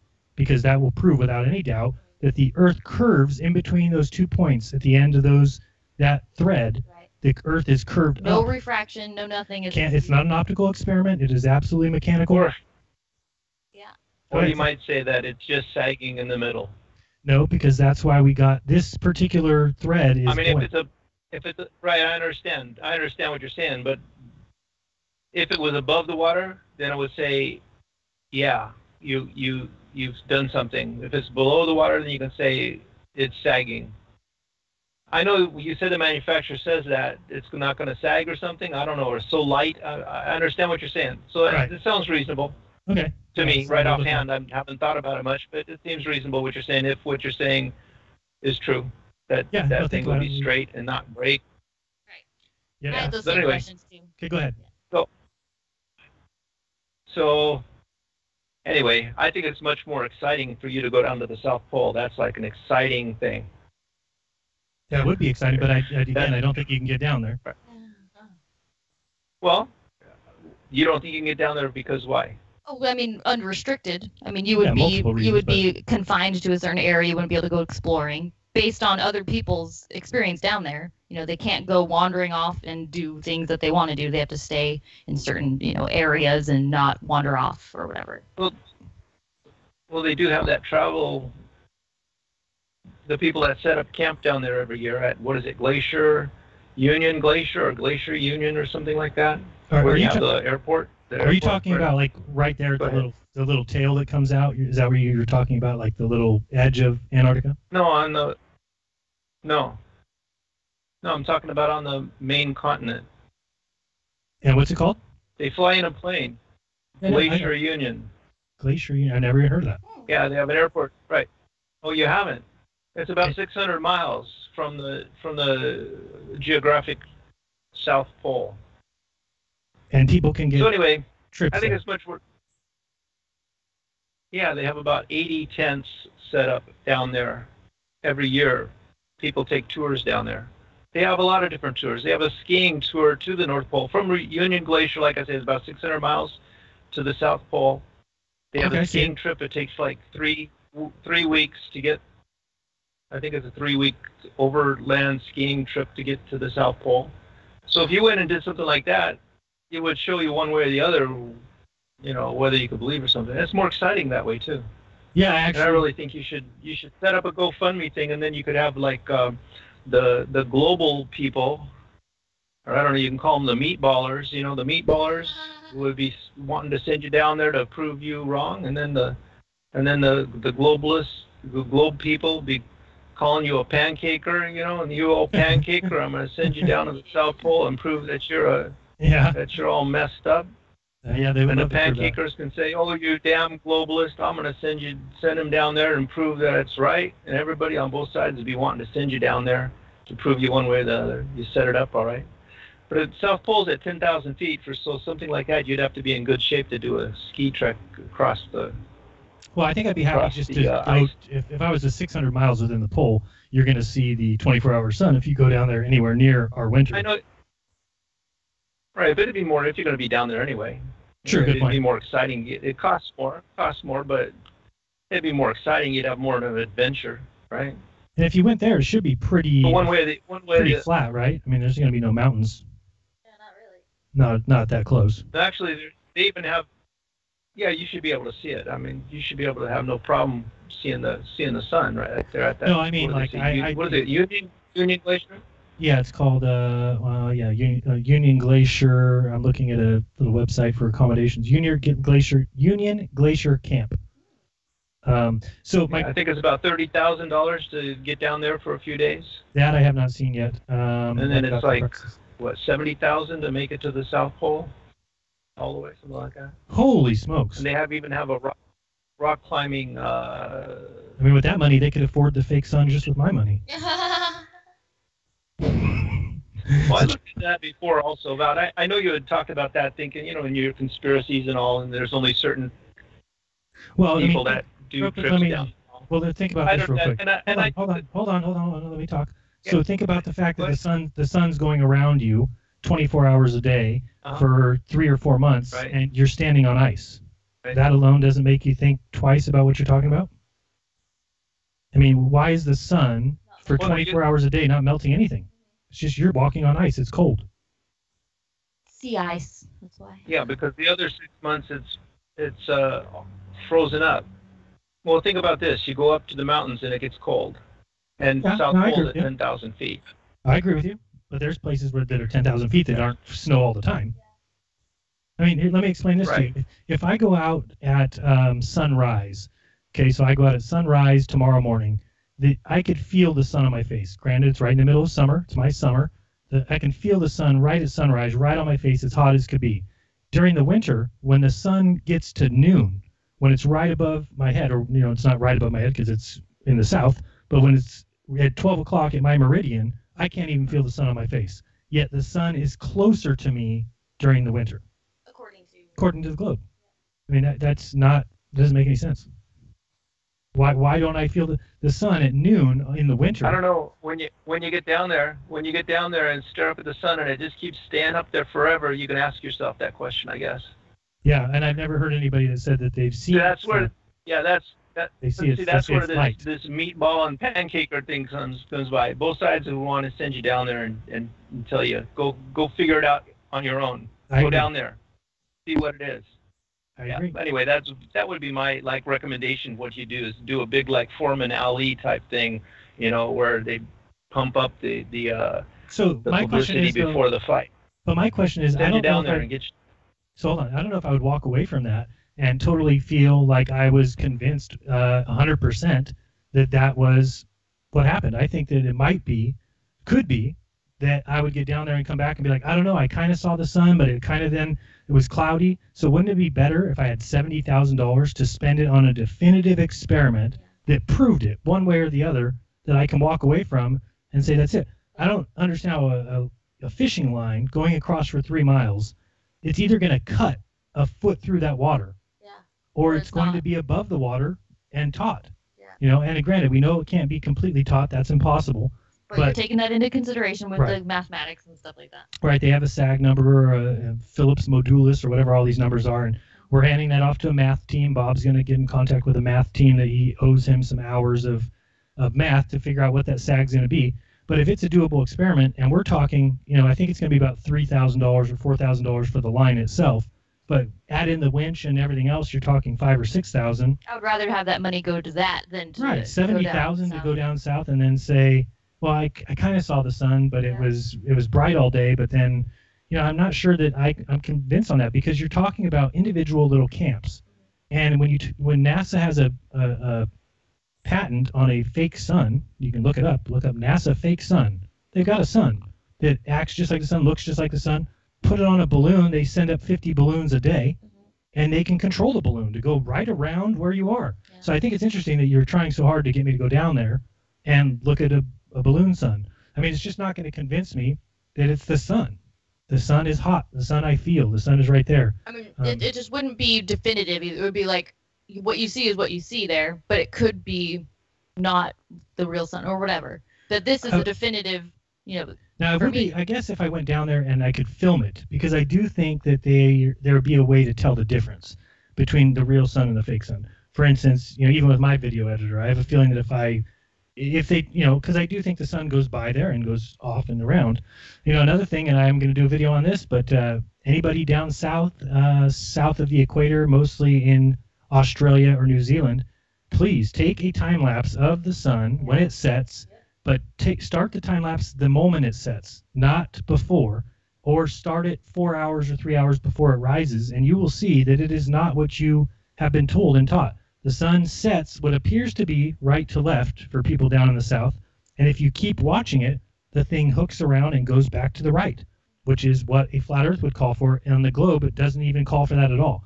Now, it looks like it's setting right to left, but if you picture a pizza pie, picture a pizza pie map, and you're standing towards the crust in Australia, picture that sun coming by you on a track going to the west, that you might see it set going right to left, but it's got to keep going back to the right. It's got to come around. Where on the globe, it would just set right to left and keep going down. Then watch it rise, and when you watch it rise, say you're in New Zealand and you're looking at the sunrise, well, to the globe, you should see it come up right to left. Should come right up right to left. But if you watch these time lapses, you'll actually see it comes from far away in front of you, comes at you, hooks around, and goes up right to left. But you can see where it's coming from, and it's not coming from the right. And it's hard to find those kind of time lapses because people don't tape time lapses of after the sunset or before the sunrise. Yeah, who would? Right. So it's just not something that's cool to film. But I've got somebody down in Australia who's been filming them for me, and I've found 6 or 7 or 8 online easily. But I'm going to try and put together a good package of those to show people to get down there and start doing it themselves. And they'll start to see that it's not what you think. It's there's no reason why that sun should be seen going back to the right after it sets in Australia. And if you remember, everybody was coming out at the time of the AE map and saying, but the sun sets south of west in Australia. And it's like, yeah, to your perception, when your perspective, when you're looking to the west, the sun sets south of west. But if it cooks back to the right, it's going northwest. And if it goes northwest, it's coming around in a circle. We're not moving in that case. Right. Exactly. Good point. So, yeah, that's the case there. So check that out. And I should be doing a video on that soon. And if you want to help us out, not necessarily go to Australia, but with our experiments or anything, if you want us to keep doing the things that we're doing, you can check out check out patreon.com/Jeranism. Or we wanted to thank somebody who sent a donation during the show. That was really nice of you. We really appreciate it. Thank you.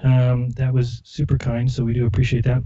And I don't want to say your name because you didn't give me permission. Yeah. Maybe. But what time was it at? So maybe then they would recognize. 2 hours ago, it says. Okay. And first name is Ratchet G. We'll call him that. Oh, babe, but that's a very unique name. It's like a rap name. So then you may have just given it away 100% there, minus the rest of the... Possibly, but no. We just wanted to say thank you so much. That's really appreciated. That was and really great. Helps out a ton. So yeah, if you want to do that, we appreciate it. And we love all our patrons. You get a Telegram, which is an app if you don't know about Telegram, and you get a direct connection with me, and I talk to those people throughout the day. They've been real helpful with some of these experiments and ideas that we've been passing back and forth, so it's been a lot of fun. And thanks to Josh. Josh, you're awesome. Huge. And thanks to Mr. Weiss. Dave Weiss, you're awesome. Mm-hmm. Yeah, a lot of good people out there. Thank you so much to everyone. And Bob and Cammie. Josh Morgan. All great. all and very Jeran, helpful and supportive. Jeran, he's our technician genius. for Globebusters, doing an awesome job. So, and check out Globebusters on Sundays at noon. Pacific. That's on the Globebusters 2. That's spelled out Globebusters and then the number 2 channel until we get off of our strike, which was some BS anyway. And check out next week. We have a doctor on the show. She'll be on to tell us the story. Big story. Wow, big story. She'll be on next week. She got arrested and put in jail and then cleared of all charges. But basically, she has some great info on vaccines. Evidence what's going on that. Evidence of HIV being completely government inserted into everything, something like that. Yeah, well, basically, she found a cure for it too, and then they said, "No, you didn't. You're going to jail." Right, and yeah, there's just a lot that we'll wait for her to tell us. Yeah, I probably totally butchered the whole thing. It's got some vaccines that they've been, we're passing through mice brains before it got to humans, and they knew that by doing that it would. There was a chance that there was something that could happen, and when they found out it started happening, a lot of them were coming forward and saying, "Hey, this is what's happening," and they were shut down and told. She was even told, to retract your paper, retract what you said, or else we will come after you. Mm-hmm. And she said, "I'm not going to do it. I'm not going to retract the paper. It's true. I'm not going to deny evidence." Yeah. Yep. And then she got put in jail. So thanks, guys. Talk to you next week. Till then, take care of each other. Peace.